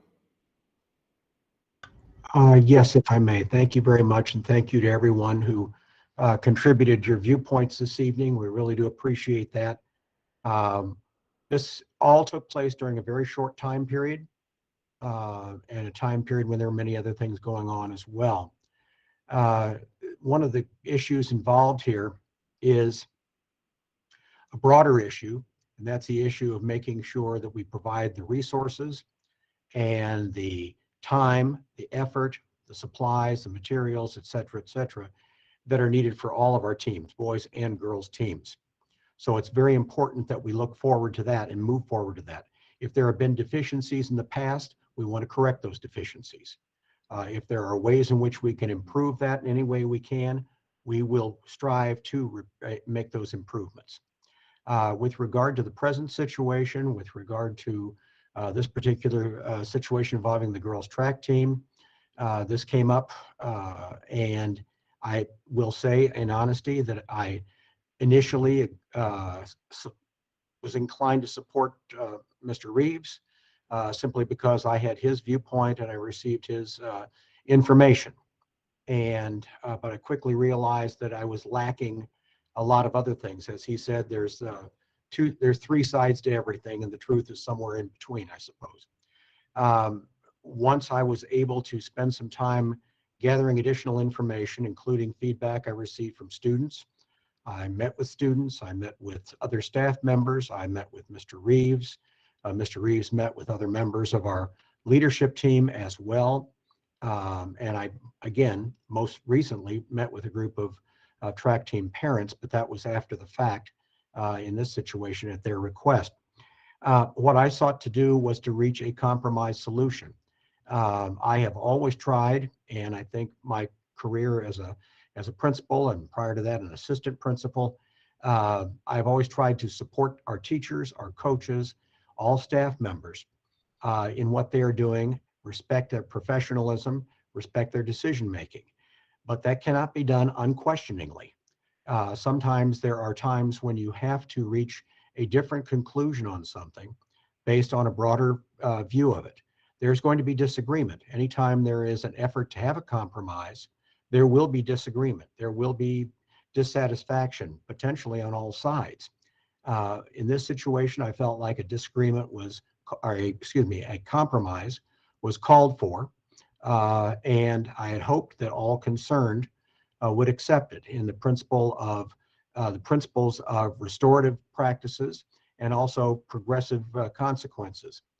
The compromise was worked out by a number of people or received input from many people. And once we got to that stage, I presented it. Mr. Reeves made it clear he did not accept that, and he did resign as coach. I asked him not once, but many times to please reconsider and to continue coaching because I value him as a coach. But in this situation, I felt like a compromise solution was better for all concerned. I know it's difficult, but sometimes I have to make those decisions as well. And those are decisions that don't come easy for any of us. Sometimes it's tougher than at other times. Let's put it that way. Some things are more clear-cut than others. In this situation, I felt like if we were to benefit everyone concerned and move forward together, again, irrespective of any issues regarding parity and so forth, in terms of resources and so forth, that's up to me as a separate issue. But I felt like it was necessary for this compromise to be put into place. I'm sorry that Mr. Reeves did not agree with that. And I'm very sorry that he chose to resign as coach because I value him as a coach, as a teacher, and as a colleague, as I have told him on numerous occasions. That's really about all I have to say at this particular point. I've tried to explain my role in this, tried to explain my position and how I came to that decision. Obviously, some people are disappointed here. Other people agree with it. I don't know who is who, other than what people have given me feedback. But unfortunately, at this point, we are at the stage where, as several parents have talked about and several others have talked about, where we need to move forward and stabilize the situation and determine how best we can do what is right for all of our kids. And that's really all I have to say. Thanks very much, everyone. Thank you, Dr. Powers. Mr. Rees, if you can give a brief response to that. And then also, Deborah, do you want to go next after Mr. Reeves? And then we'll go to Ellen.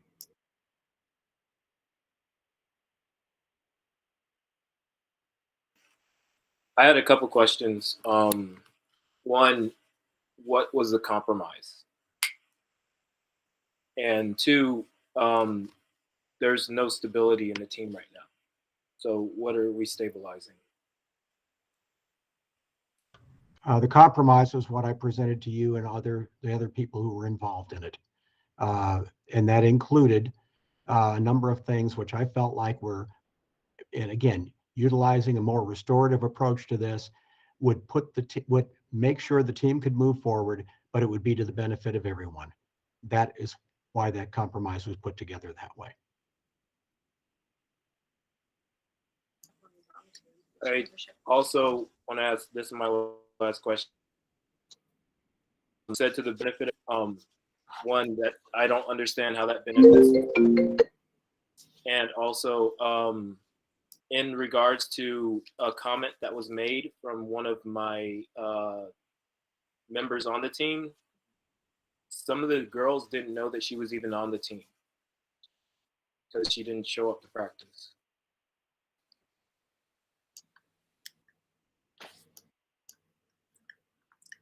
Okay, so the stability thing, I think that is definitely an issue that we'd like to cover still tonight, and the current conditions of the girls' team. So let's keep that sort of on the back burner here.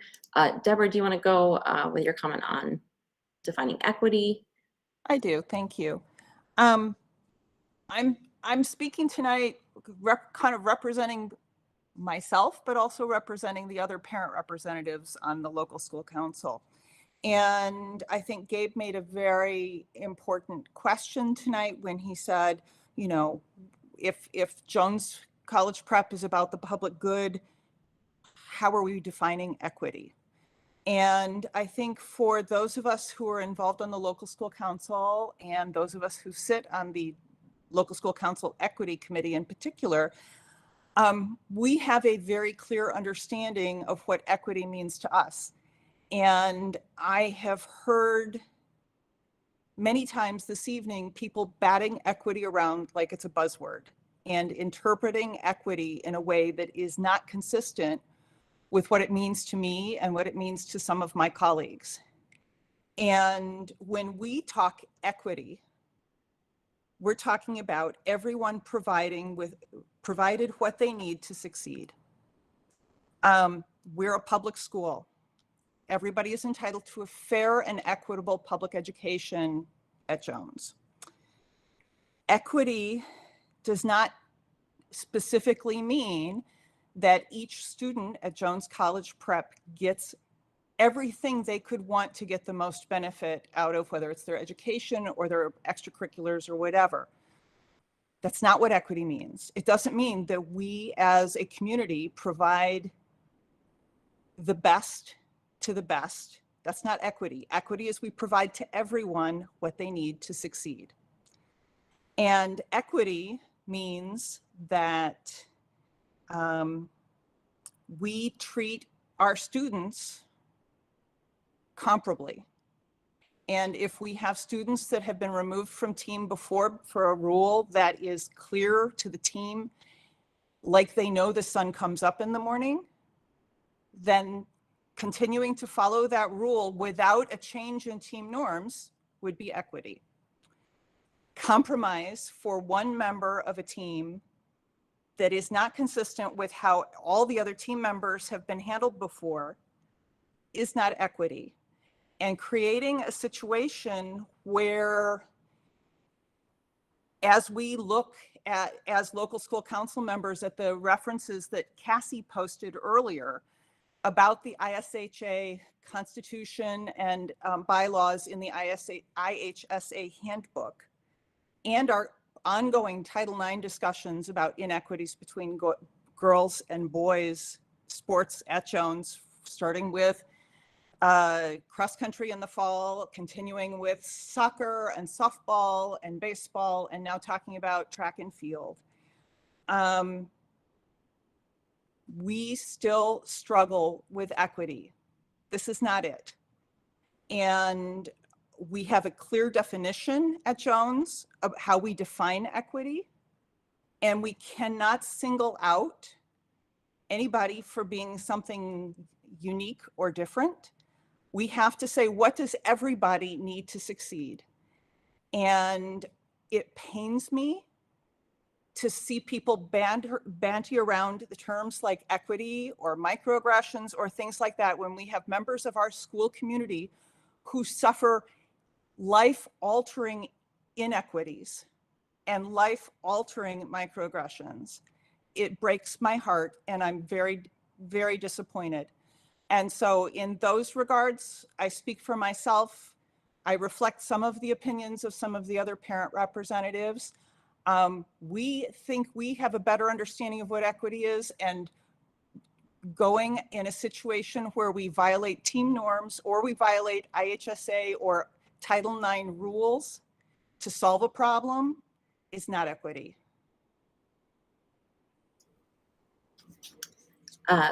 Thanks, Deborah. Ellen, do you want to go ahead? And so I think we should probably do maybe around around 8, we'll really try to move on to the next step, I think, which is going to be what additional information do we need, what hasn't been answered yet. So just kind of keep that in mind as you speak. Yeah, for sure. And thank you, Deborah, for bringing a lot of clarity to equity in this context. I wanted to address a few things that Dr. Powers said. One looking back and reflecting, and one looking forward to build. So I hear you when you say that your decision was a compromise. From my perspective, it's hard to see the compromise in place. I feel like this is something that I know I've said in other spaces, as well as at the LSC before, but I think that there's a lack of clarity and transparency about how decisions were made in this situation that makes it really hard to tell that this is a compromise or if it is. And so that's a little bit challenging. I think that I understand why one might use vague language to describe the process, but I think that part of the consequence of that is that we are in the dark about how decisions were made, and what feels like a coach being undermined in their decision. I haven't really received a lot of clarity about how that decision was flipped. And it seems like that's something that would be really important, not only in this situation, but also in future situations that occur. If something does need to be changed, that should be very clear, like how that process occurred and who was part of, like who's seated at the table, like during those conversations. I think that's really important because right now it's really opaque to me.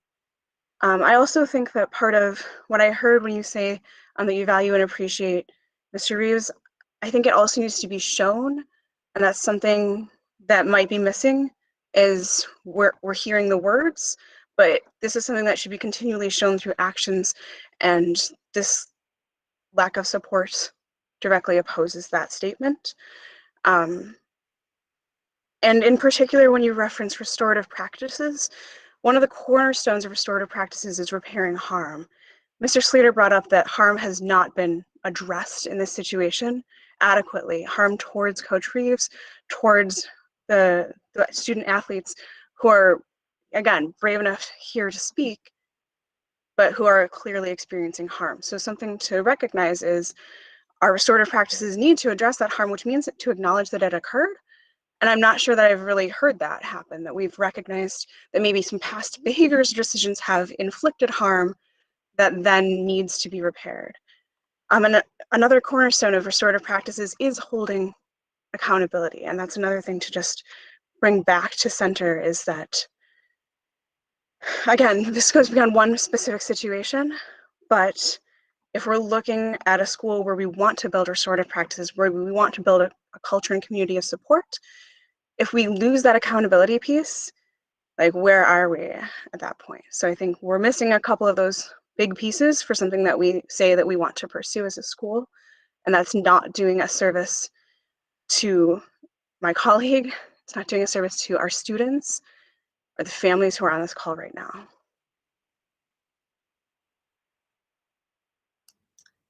Thank you, Ellen. I'm going to go through some of the LSC hands that are up, and then Selma, I'll come back to you. William, do you want to go ahead?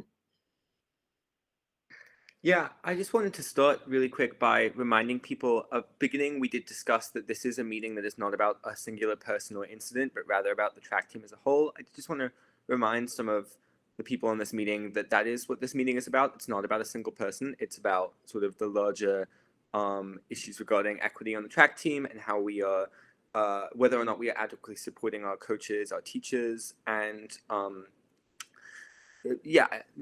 sorry, I'm stumbling over my words a little bit.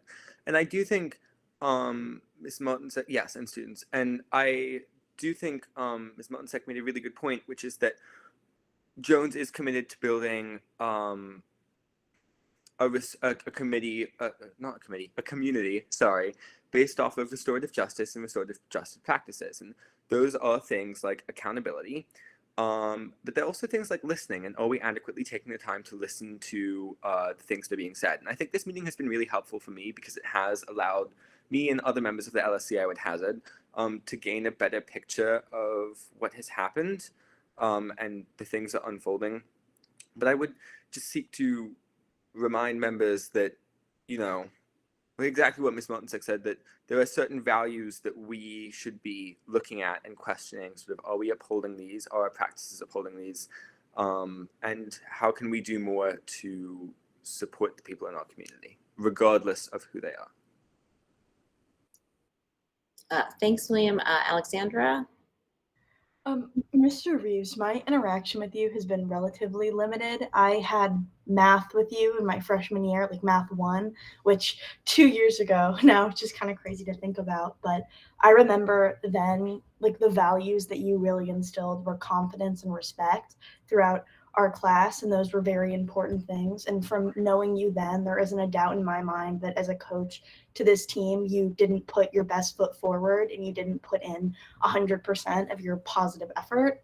And so it is, like, I guess, disheartening to see you go, but I understand and validate the distaste and the harm that has been caused to you by the Jones community. And I apologize for that, even though I guess it wasn't my responsibility, but it's really disheartening.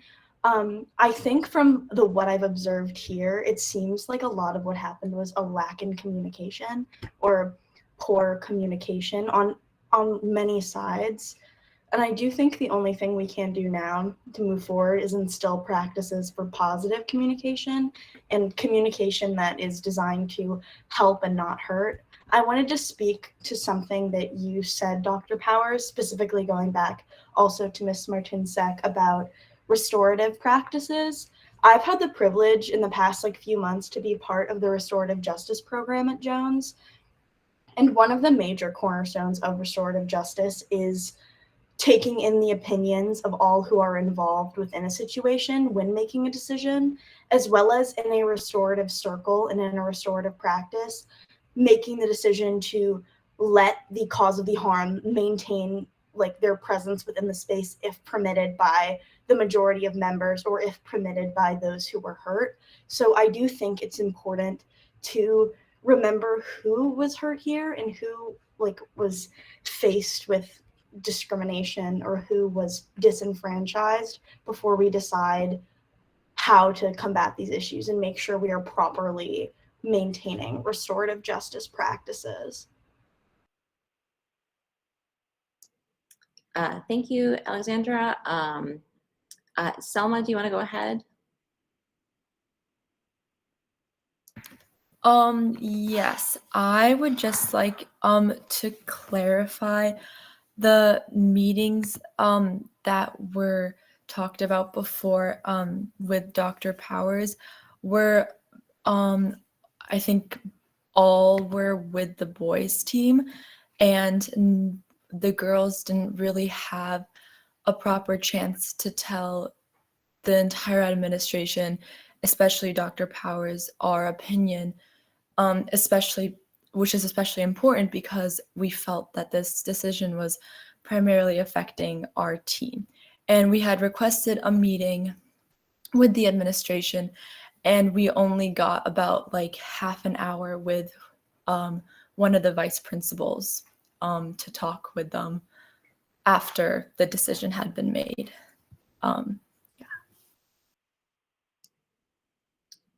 Thank you, Selma. Let me read a couple comments from the chat quick here. Lauren, I'm here in support of Coach Reeves. Listening to his story is heartbreaking. I stand in solidarity with teachers and staff of color in our community in the spirit of equity. And from the chat, Raquel Don was asking if Mr. Lopez is available. He is not. He had a prior commitment, and he was sorry that he couldn't attend. Yes, from Ms. Guerrero, thank you to Coach Reeves for speaking up on behalf of teachers of color at Jones. And from Ms. Miller, I'm in full support of Mr. Reeves. He's a fantastic person, teacher, and coach. Okay, think I've covered those. Lenny, do you want to go ahead? Thanks. I wanted to say thank you, Coach Reeves, for being here, and also sorry this is happening, period. And I want to say thank you to the students who are here and who are making their voices heard. To Alexandra, thank you for bringing up the restorative justice circles. I have a lot to learn about the whole process, and to Gabe's point about not rushing to find a solution immediately and really figuring out what happened. I'm curious if Dr. Powers would be, and I know we're going to talk about moving forward, but I feel that a restorative justice circle, one that the school supports, that could be healing in a way if we're going to move forward with a trauma-informed lens. Thanks.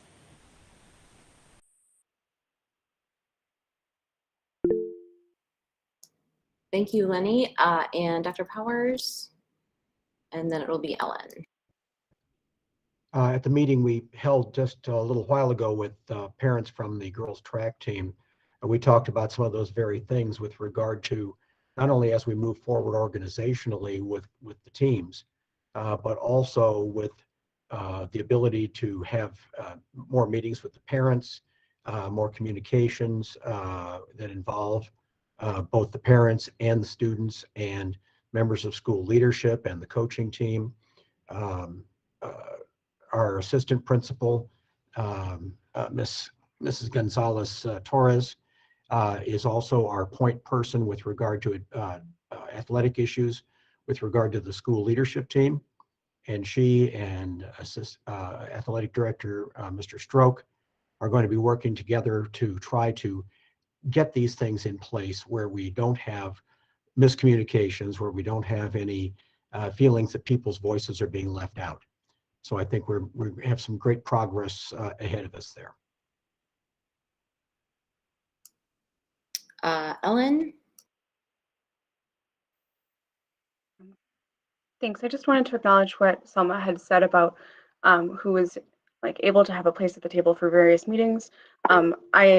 I saw Dr. Powers shaking his head, and I know that I have also made statements in the LSC that have received that handshake. So I wanted to acknowledge that. It's a little bit of an ouch for me because I have had that experience and it felt very much as though my voice was being diminished.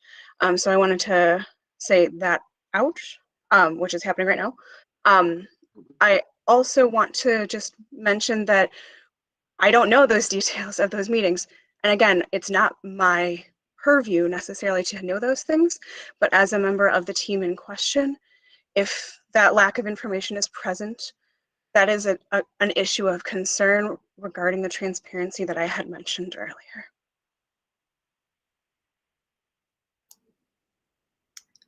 Thank you, Ellen.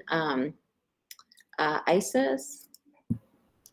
Yeah, I'm sorry, I'm speaking again. I just want to say what I've been observing is that I think a lot of people are listening to respond and not just listening to what other people are saying and trying to consider what they can do to better the situation. Because like you guys said, this isn't about one situation, but the equity of everybody and what they need to succeed.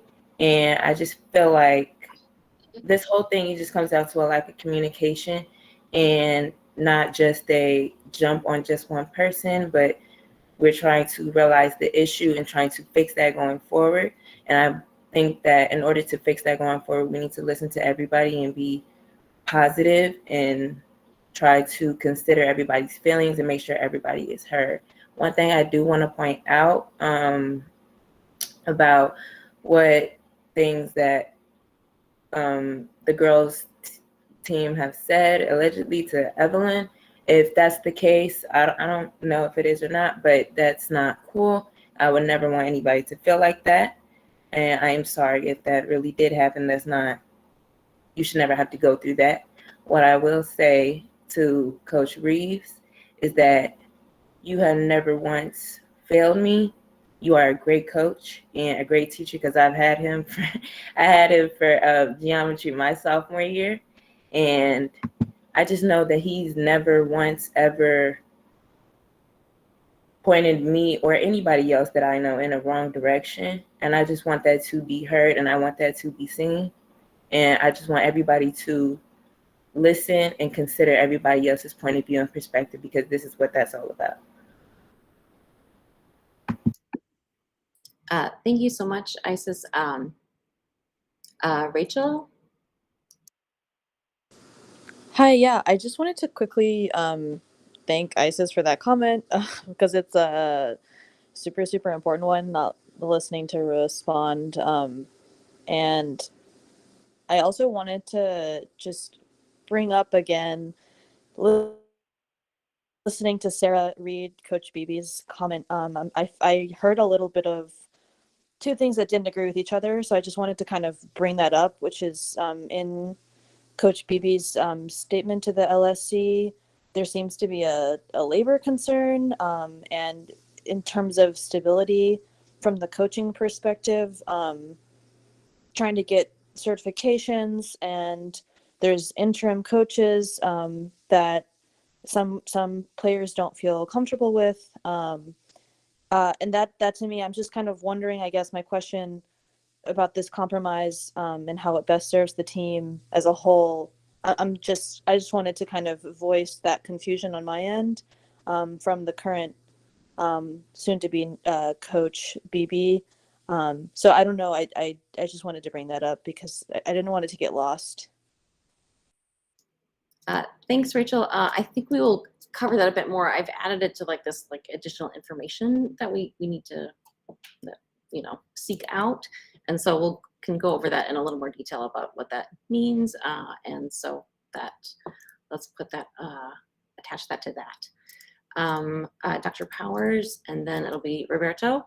And I think we'll kind of wrap up this section after that. Go ahead, Dr. Powers. I'd just like to say that if my shaking my head upsets anyone, or anybody sees that as any type of dismissiveness, it just simply means I'm not agreeing with something being said. Many people nod their heads. I've seen many people shake their heads when I'm speaking. But again, I apologize. I will endeavor not to shake my head about anything in the future.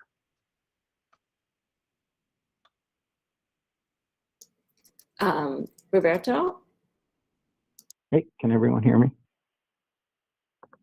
Yes? Okay. So I just want to thank everyone for participating, and to our student representatives leading with empathy and cultivating connection through empathy and courage, and to our students who spoke out today, to all of our students who spoke up today. Yeah, this is your school, right? You should have agency, you should have voice in the decisions that are being made in or around the school. You should be part of that. And to the themes that I'm hearing from the student representatives, I just want to go to the CPS equity framework and their definition of inclusive partnership, which is what I'm hearing and what we want, right? Inclusive partnership values and prioritizes the diverse voices of students, families, caregivers, communities when making decisions that affect their lived experiences. This relationship requires the people and institutions who hold power to account for past inequities and to create conditions for healing and co-design an equitable future. In the process of creating inclusive partnership, an equity leader will always acknowledge and publicly recognize communities and cultures, and their solutions and ideas will be leveraged for shared benefit. And I think that's where we want to go. And so I end with the quote in the words of Cesar Chavez: "We cannot seek achievement for ourselves and forget about progress and prosperity for our community. Our ambitions must be broad enough to include the aspirations and needs of others for their sakes and for our own." And I think that is something that we are striving to do here. And I hope we can move forward. As Dr. Powers mentioned, parents of the track team did have a meeting, and I think there were 3 actionable items that came out of that, and we'll build on that. So thank you.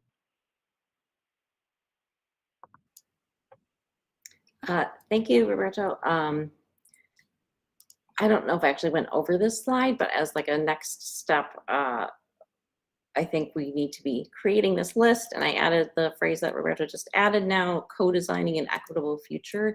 So I think that's what we need to think about, the sort of information that we need to make sure that, that, you know, as an LSC, that's what we're overseeing, that this equitable future state can be created.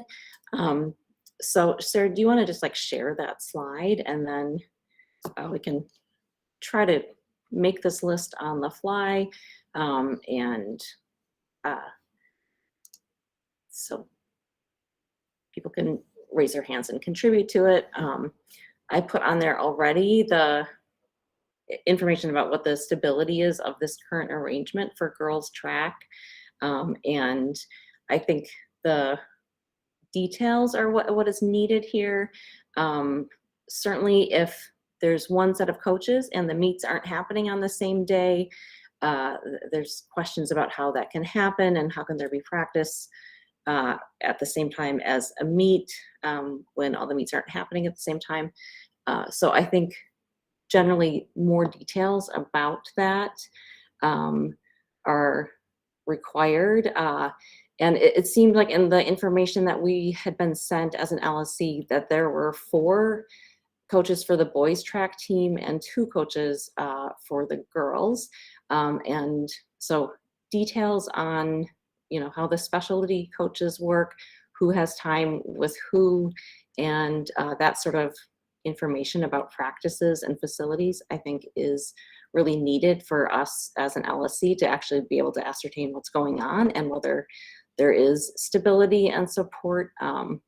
So I think that's an important factor, and it would definitely, I can reach out to Coach Beebe to get some of this information as well. I was hoping Mr. Stroke would be here, but it could be that he didn't get the link, or is he not available? Go ahead, Dr. Powers. Mr. Stroke has a family. He has 2 young children, and one of his children was participating in a hockey game this evening. Thanks. Yeah, so LSC members may have more questions for him, and we can do some of that by email. Okay, so I also added on here restorative steps. I think as an LSC, like we aren't holding a restorative justice circle. Certainly there's, you know, lots of harm that has been done and needs to be repaired. And I think what we would like is more about what's taking place and an explanation of the steps there and what's going to go, you know, going to happen, as well as hearing, you know, as those steps happen, whether they are sufficient. Go ahead, Alexander. I would suggest if restorative justice steps are to be taken to reach out to either Miss Lalogan or Mr. Feely, since they are kind of the heads of restorative justice within Jones. So I feel like they would be the most knowledgeable when it comes to properly providing a restorative justice space.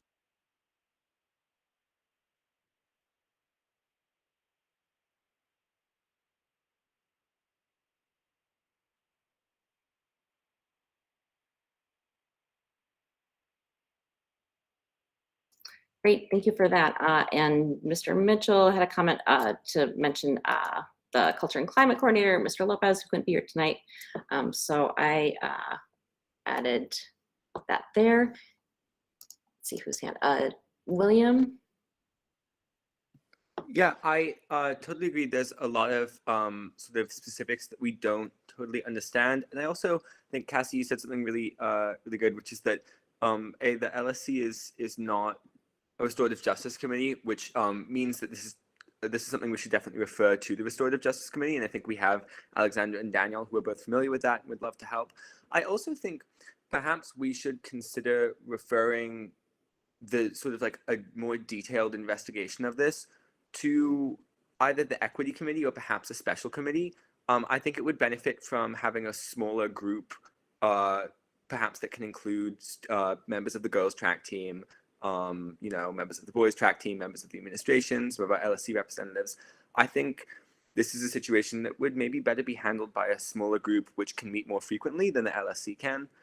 And that is just something I would suggest going forward, is that a smaller group might be able to investigate and provide some of these details for us more efficiently. But that said, I think really the most important point is the restorative justice. I think Alexandra made a great point. We should reach out to our restorative justice leaders and see what they can do for us. Thanks, Liam. Daniel, do you want to go next? Yes. So either like under the restorative justice step or like a new bullet point is the lines of communication or the like hierarchy of communication. Because earlier I heard that a lot of this issue stems from poor communication or a lack thereof communication. And in that I see also a parent with privilege stepping over one of the few teachers of color we have at Jones. So like, what is the correct steps? Because I also heard earlier that the director of sports at Jones wasn't included in this until like after the decision was made.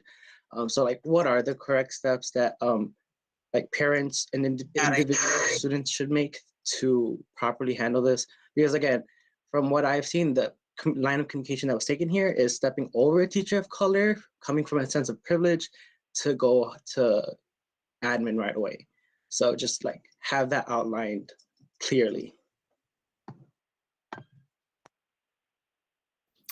Thanks, Daniel.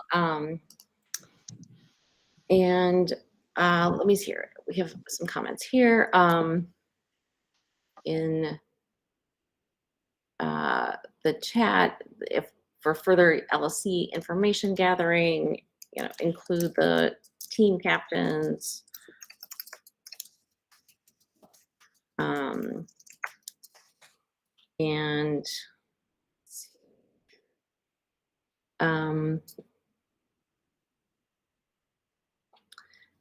yeah, so I was trying to keep a lot of stuff out of the chat, but from Gabe Gonzalez, will restorative justice identify the underlying causes of the inequities as well as how to resolve them?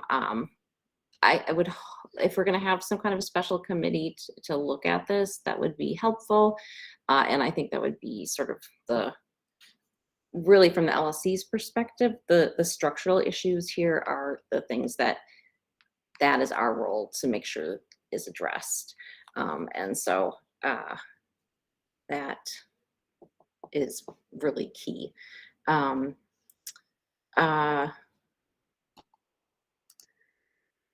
Roberto, can you go next? And then Susie, I'll give you a chance to respond, but let's try to keep it as productive as possible. So go ahead, Roberto.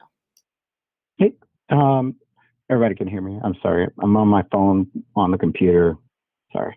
So I think something that was mentioned, I think Mrs. Het mentioned this, and I think Mr. Gonzalez in a way mentioned this, is trying to determine what do the boys team have, what do the girls team have, and try to figure out where the deficiencies are. And I think Mr. Gonzalez mentioned a thorough investigation. And what I'm hearing is, I think it's a thorough investigation across the girls and boys sports teams at Jones, because it's not only just the cross country team, it's not only just the track team, but we have received, this LSC body has received comments, emails regarding disparities, discrimination against girls sports, particularly basketball, softball, girls diving. So I think we should have an audit of across the board and see what boys and girls have for every team, and then decide whether there's an issue there and whether we need to course correct that. I think Mr. Manager, Coach Manager mentioned that the boys fundraised to get elliptical bikes And I don't know if those are stationary elliptical bites or elliptical bites that go out, that are able to go outside and train with the boys as they run. But the girls don't have an elliptical bikes, right? And I've never heard of at least I've never heard any of the girls, or at least that I know of, tell me that, oh yeah, I was out on the elliptical bike out on, State Street and Michigan Avenue, and, the lakefront. So I think that's important. I think that was something that we need to figure out, like, how did and I think at the parent meeting, I think Mrs. Hett, you mentioned, like, or someone in the parent meeting mentioned, like, how did they get those resources? How did they get the equipment? Was it through fundraising? Was it through the school? And how do we correct that? How do we make sure that both boys and girls have access or can get those similar equipment?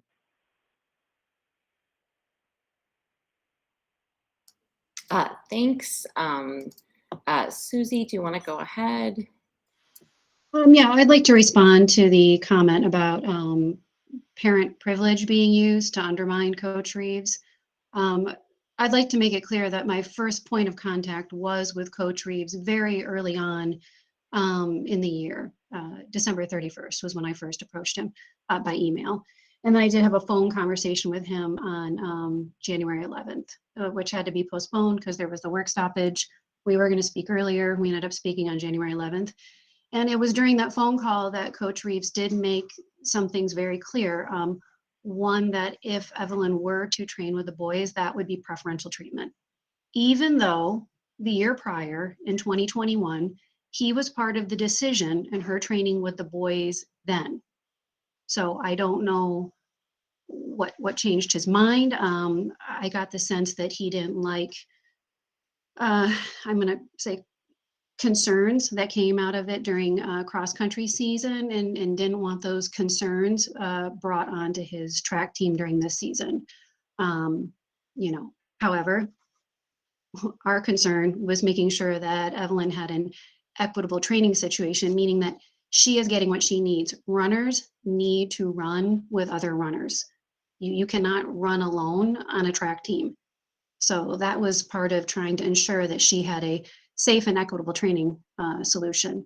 So he made it very clear that he did not think she should run with the boys.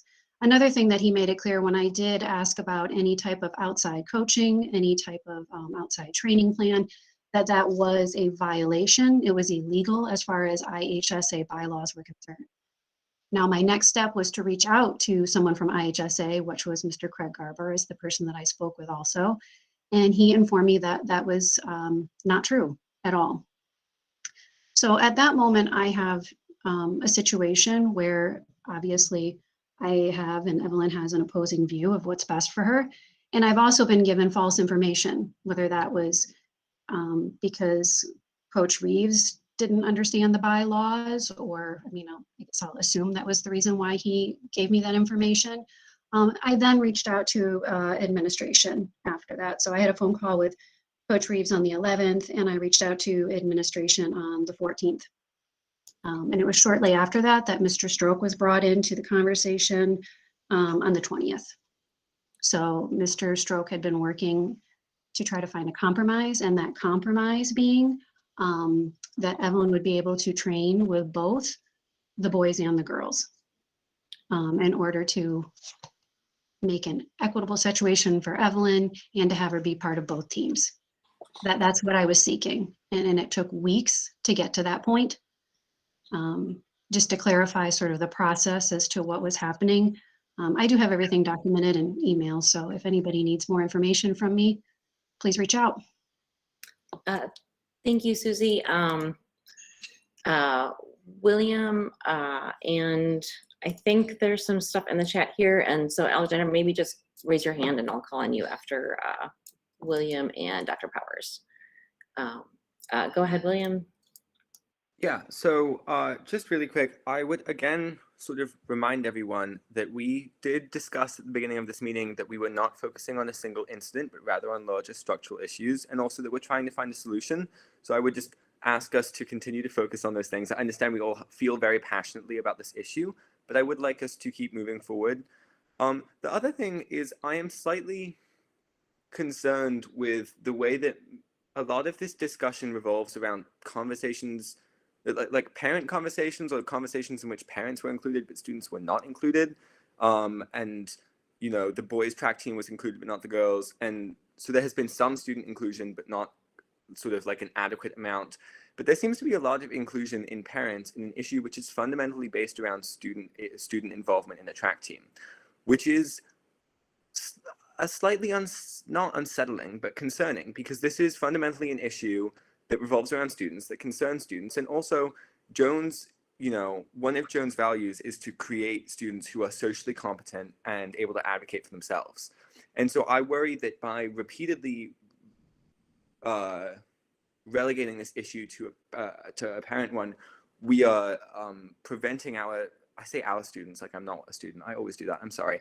We are preventing students from being able to adequately advocate for themselves and discover solutions by themselves. One of the things we've discussed a lot is a peer conference, and that is something that we need to discuss. Obviously, there are concerns that people involved, like coaches and teachers, are of a different sort of position in our social hierarchy, and that is something that we should address, and that I think a restorative justice circle can address. But I think the repeated statements that parents, there was a parent meeting, this was a parent meeting, parents did this, is somewhat aggravating to me, because this is fundamentally an issue that is about students, and I worry that we have perhaps lost sight of that. And I again would just like to remind people, like, let's focus on resolving this issue. I understand everyone feels passionately. I understand parents feel very passionately. My parents feel very passionate about my school life. I love and respect that. But this is fundamentally an issue in which we are looking for the safety and comfort of students. Thank you. Thanks, William. I think on that note, let's really focus on what else in terms of information that we want to gather is needed and questions that are unanswered. Dr. Powers? Yes, I'd like to add that I think this is very good to do this, and I think it needs to be done on a team-by-team basis as well as across the board, as was suggested earlier. If there are resources that are not being shared, if they are not shared adequately, but there are differences in costs related to teams. Certain teams require more equipment, there are more people participating, there are longer seasons, and so forth. Unfortunately, CPS has never taken a serious effort to redo the entire stipend process, and I'm not going to volunteer to help them do that at this particular point. But as far as what we can do within the resources that we have, we want to make sure that all of our teams have the resources they need to be successful. And I think some of the things that we've talked about earlier with regard to a sports booster organization, a 501c3 organization, which can focus on fundraising, just as Friends of Jones has done for other areas, I think that is going to be a tremendous step forward. I also want to commend my assistant principals, specifically Yvette Gonzalez-Torres, but also Mr. Lopez and our AD, Mr. Stroke, trying to move this process forward so that not only are we dealing with trying to make sure that the girls track team and the boys track team working together are successful, and that we move forward with that model or not, depending on what they feel is the best thing to do, but also to make sure that we're having the communications that we need. So any suggestions we have here are going to be very valuable. We are committed to making the changes necessary. If things have been overlooked in the past, we want to address those things. But eventually, those decisions or those actions really have to be done within the school here. And that includes faculty and staff, it includes school leadership, it includes coaches, it includes parents, and it includes these students as well. That is what we need to do, but we need to be able to move forward with that and not be hamstrung by some other issues. Thanks, Dr. Powers. Alexandra? I originally didn't raise my hand because I didn't really have a lot to add on besides like what I said here, but I think it's important that beyond like recording funding sources, we record exact dollar by dollar discrepancies between genders of sports teams. I don't think we need to have the same amount of money allotted to every single sport. Like, you know, I don't think basketball and tennis need the same amount of money because those are very different sports, but I do believe it's important that we record the discrepancies between gender by gender funding. So that's what I was kind of referring to. I understand what you were saying, Dr. Powers, about like costs varying according to sports, but I don't believe that they should vary based on gender within the sport. That wouldn't make sense because it's the same sport and requires the same equipment. So that's kind of just what I had to add about that. Yeah. Can I add something really quick? Go ahead, Ms. Torres. Just to answer to what Alexandra was saying, it's not so much that it's about gender, is that sometimes, for example, this season, the basketball team had 3 teams. We had freshman, sophomore, varsity, and the girls only had 2 teams. So that obviously takes, you know, there's less numbers. So it's really about the numbers of the teams that are out there. And the money generally only goes to just the buses and the referees for the most part. That's really where all our money goes, because we already had to, you know, show all that information out. So it's where the money is really going, is going just to buses, buses and referees. Thanks, Ms. Torres. Sarah? Okay. I haven't said anything at all the whole meeting, so I have a few notes that I have to go over. One of the ones I wanted to bring up first is this booster concept. So I'm glad you brought that up, Dr. Powers, because during the meeting I was getting some texts from people that I didn't know about this. It was a new 501c3 sports booster. And so what I want to make sure is that if that is raising money for Jones, that those fundraisers get approved by the LSC. There needs to be oversight so that we can continue the transparency that we've worked so hard to do. And so, like, for example, to Alexandra's point, I think it's really important that it's just transparent. Like, you know, basketball gets this money, girls basketball, boys basketball. If you want to control on a per player basis, great. There's ways that we can make sure that we're looking at the numbers more apples to apples.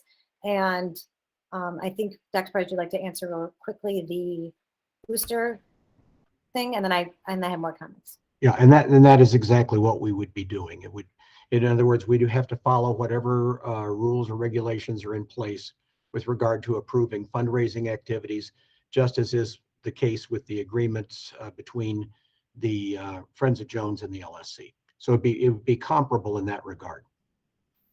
Okay, we work so hard for transparency, so really that has to happen. Even if it's gifts in kind, if that group raises, people donate basketballs, we just need to, you know, document that happened. It's funny, I said basketballs and I pictured soccer balls. The stipends thing is correct. The stipends are not accurate. Ms. Colby and I looked at stipends for theater and like after school programs, and they're all over the place. So if there's anything we can do at this level to advocate to downtown, that we need to look at those stipend levels. I don't know if that's something we can put. Yes, Dr. Powers. Like I said, I don't want to step into that because I've had to deal with it before, and it's actually a negotiated between part of the the union? contract. Yeah. So really, we have no part in that. One thing we can do, and again, this is just all depending on how we move forward with this sports booster, and this is done in some other schools, I'm just using this as an example, is to provide supplementary support for especially positions that are, quite frankly, underfunded by CPS. But again, that's a decision that would have to be made collectively by the people who are involved in creating this program, this booster, and doing it in such a way that is equitable among the teams and so forth. But we do have some very glaring discrepancies in terms of stipends. again, this is the kind of thing that, and I speak from experience having done this with a large district, not as large as CPS, but being involved in it, it has to be broken down by numbers of participants, amount and type of equipment, costs relative to transportation, a length of season, number of competitions, number of coaches, et cetera, et cetera. So all of those things have to be taken into consideration, none of which we have any control over, unfortunately, in this situation. But if there maybe is something we can do to help, ameliorate that to some degree, if we can do that through some fundraising. But again, that's the next step after that. Or OST fund, or OST money. I'm not sure if OST falls into this area. It might. That's a fairly new thing, and we are supposedly going to be getting that continuing into the future. Okay, my last comment, I just saw Miss Coach Reeves left, but my last comment was an apology to Coach Reeves for this having to have gone down like it did. I always hear a lot of, and I'm sorry if this is definitely gonna be an ouch, but I have to say it. I often hear this commitment to our Black teachers and staff, and I hear it being said, but I don't see it. This is not the first time we've had issues supporting our Black teachers. I mean, the letter that was written about the Davis Square training said that the administration didn't show commitment. And then I was at the FOJ meeting recently, and they had done a follow-up because they had funded the Davis Square training.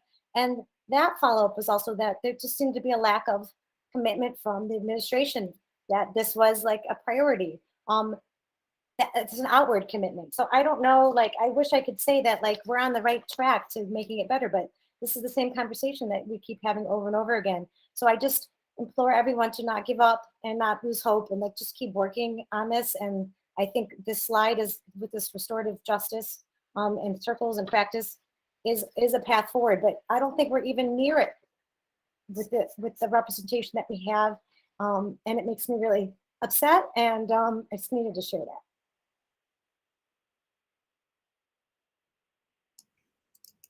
Thank you, Sarah.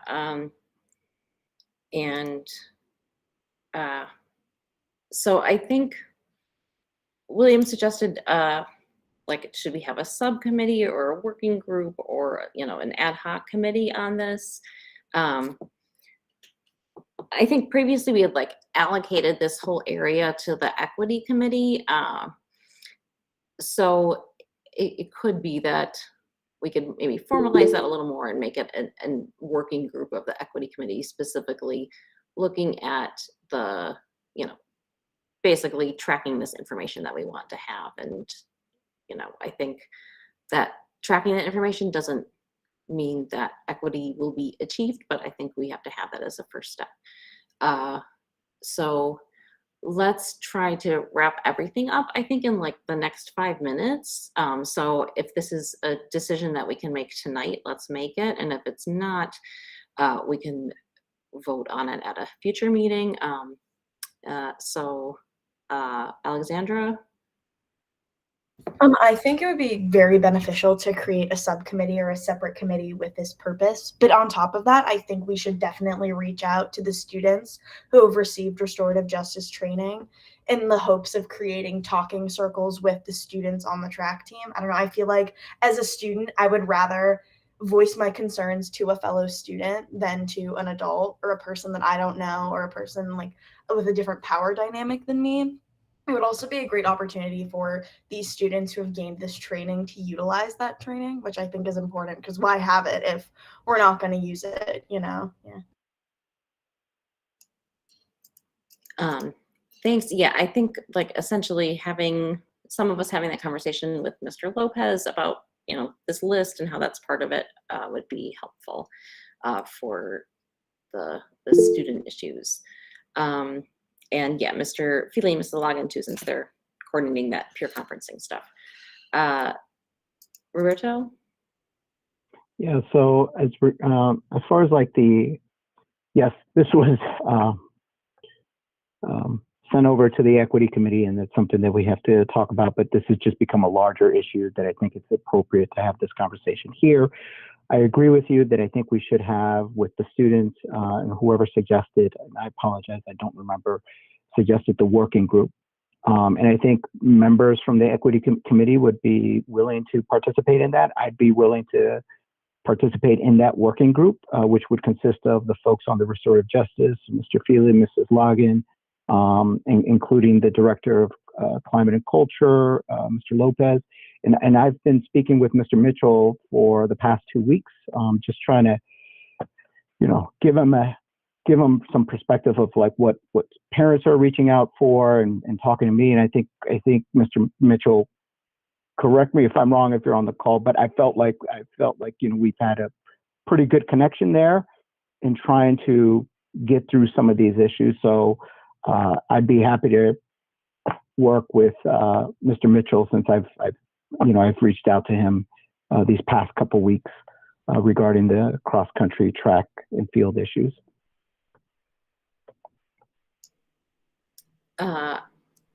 Dr. Powers. Yeah, just the last thing I would like to say is I welcome any opportunity for input. I want to make sure we work together on solving these issues and coming to some reasonable conclusions. So again, please keep the leadership of the school here in mind, as well as the leadership of our athletic programs, so that we can all work together to get some good conclusions to all of this discussion.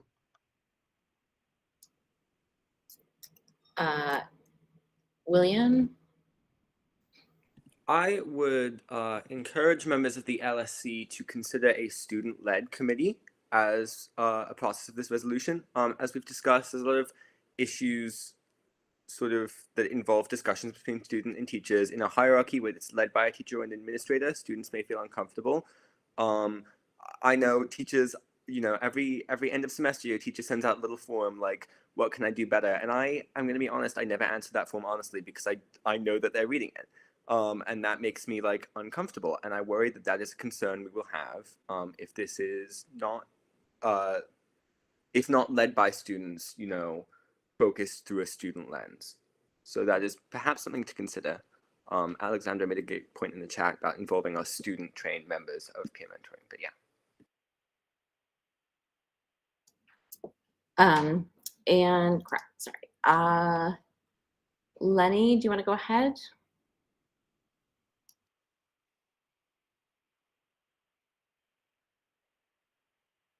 Oops. Lenny, are you there? You might be on, no, she's not muted. You might have to come in and go out and come back, Lenny. So it seems like we can make a motion around having a working group on this issue. There's no reason a student can't be a chair of a working group like this. And I think the main thing is that if you need assistance with the OMA aspect of it, to make sure that you reach out, and the scheduling of it. Yeah, and I think, so does someone actually phrase that motion? Sarah, do you want to? I'm happy to be the maker of them. You want it to be a working, you don't want it to be an ad hoc committee? Yeah, let's just call it an ad hoc committee. Okay, because then it has to follow OMA. Okay, so. Yeah, even if it's a working group, if it's like a subgroup of us, it's gotta follow that. So no matter what we call it. Can I jump in here? So I think just to give us some flexibility here, to have a working group instead of an ad hoc committee, with the stipulation that we will take minutes and share those minutes with the local school council. I'm just concerned that having an ad hoc committee is just going to be a little bit cumbersome.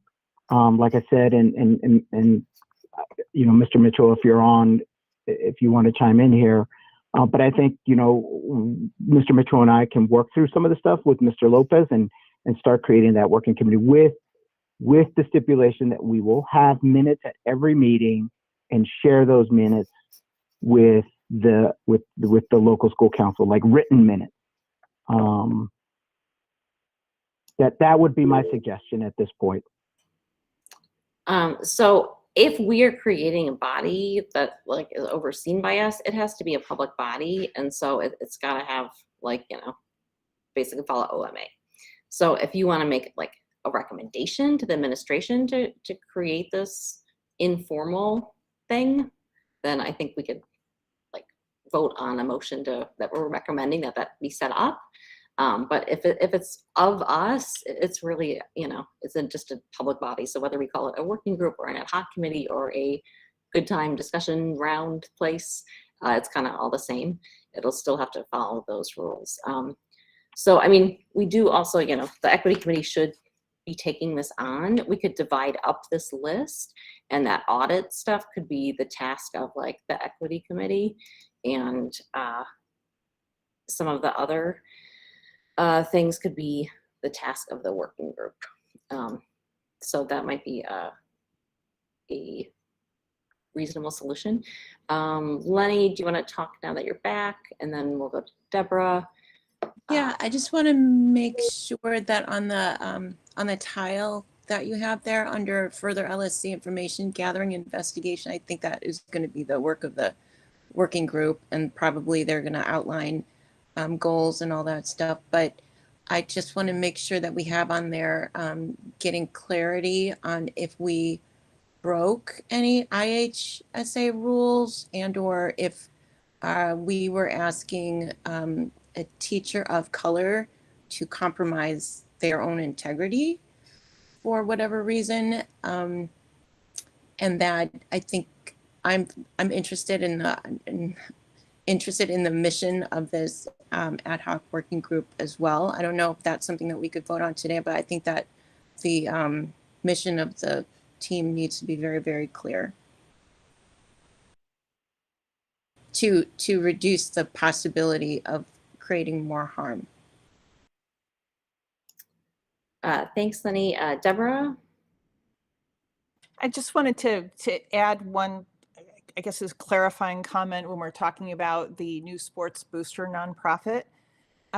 One of the things that we've heard in multiple meetings is that the extras that the teams want or think they need have been provided by fundraising.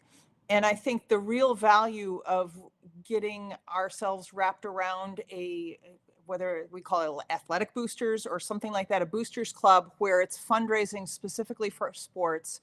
And then there's some oversight into all of the team's needs, and not just on a grant making process like Friends of Jones does, but really looking at the whole pot of money and how that money is then allocated. Because one of the things that has bothered me, and I've heard it tonight and I've heard it other nights over and over again, is that our teams where we have students whose families are not able to provide more funding or to fundraise, those teams are denied resources because their parents don't have that affluence that some of our other families do. There's a lack of equity in resourcing of families, and we have to be honest about that. And I want to take that kind of pressure and say we need to look at this at a school-wide basis, rather than just saying, well, this particular team is really good at fundraising, so they get all these extras. I really like the idea of a sports booster nonprofit with oversight on how the whole pot is spent and not just on a grant making basis, because I think that's really important. We cannot, as a school, if we talk about valuing equity, we cannot say that only those who are good at fundraising get their teams resourced. Thanks, Deborah. And yes, I just haven't injected too much into this conversation, but the idea that some people are good at fundraising, it means that you know people who can write big checks. So let's just keep that realistic here, okay?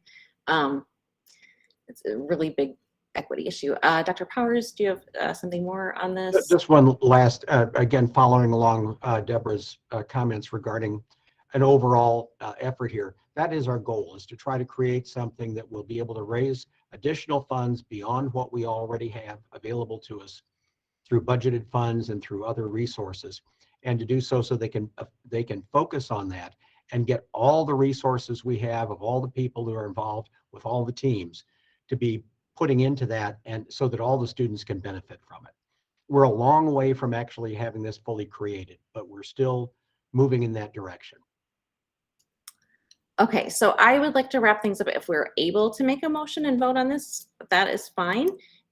If we have an equity committee meeting coming up, I think that is a reasonable place to discuss like how to go through this list, how best to monitor this list, what part should be this working group that is specialized, and what parts can be done by, say, the budget committee or the equity committee that we already have. And if it's something that it's more like not a body of the LSC, and that's a recommendation that we want to make to the administration to do, we can vote on that as well. So basically, we still had, we had Rachel's hand up and Mr. Mitchell's hand up. If you're speaking to that specifically, go ahead, Rachel. Yeah, I wanted to speak to that, like in terms of like allocating what's on this list, related to some comments in the YouTube chat, which I also just wanted to say, which is that this is a systemic issue. If the racial equity consulting team could not help Jones, I think it is putting a lot of responsibility in this restorative justice group. And then also someone else says, I'm concerned about relying on restorative justice for this circumstance. Students did not create the harm at the center, and there's no path forward until ownership is taken by the adults. I wanted to say that not in the context of commenting on it, but I just wanted to say, ask students actually, what are your opinions on like prioritizing? And I kind of want to hear like students' perspective on it, based on those comments. Like, do you think that it's unreasonable? Yeah. So let's hear from Alexandra. Traditionally, the group of people running a talking circle are not the causers of harm, and they instead serve as mediators in the conversation, like with an outside perspective that isn't really for either side, besides diffusing harm and then working towards a positive solution.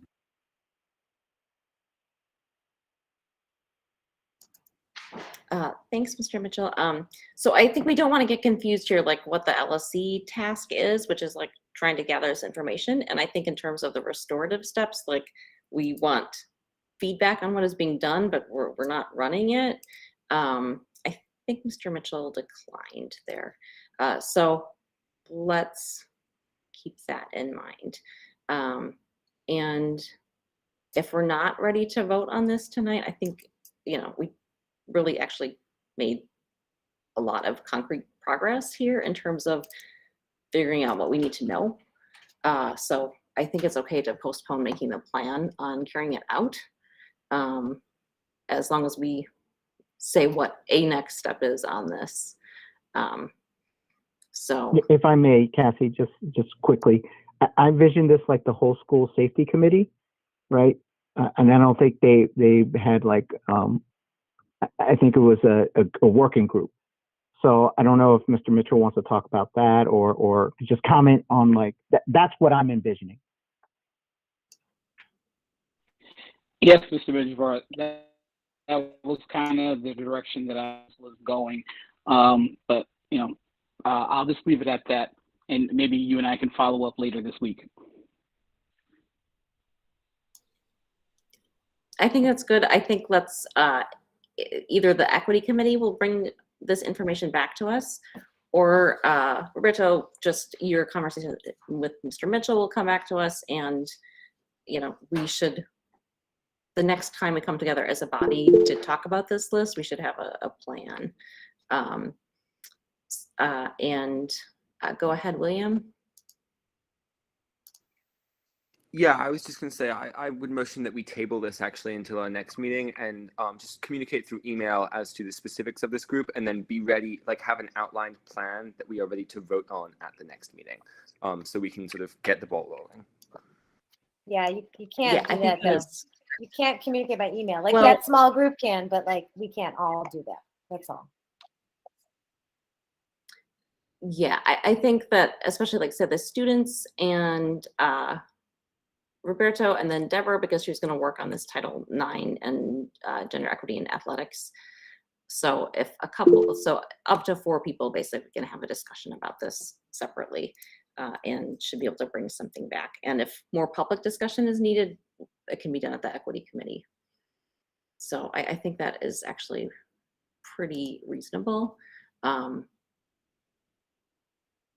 Yes, so we'll share these slides. So on the agenda, we had a whole nother topic of, sports programming, equity, gender parity. That's basically been covered, I think, in this list.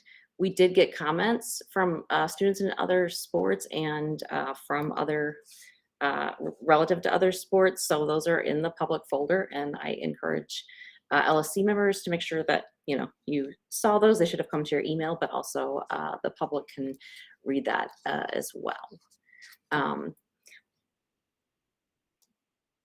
Yeah, so I guess do we have to vote on the motion to table, or we everyone's like pretty set with that?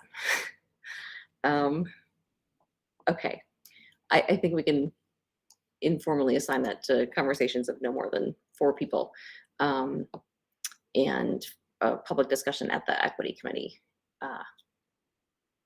So thank you to everyone. I hope that people feel at least partially heard here. Like this isn't, even a 2-hour, almost 3-hour meeting is not enough to cover the full issues here, because there are major issues here, not just with what's happening with the girls track team, but whether the school is really fulfilling the lack of discrimination based on sex, and also what are we really doing to support our teachers of color, including Mr. Reeves. And I think those questions are not fully answered, and I am really grateful for everyone's very measured participation here, and I hope that we haven't compounded any harm, because there's really still just a lot that needs to be repaired in the school community.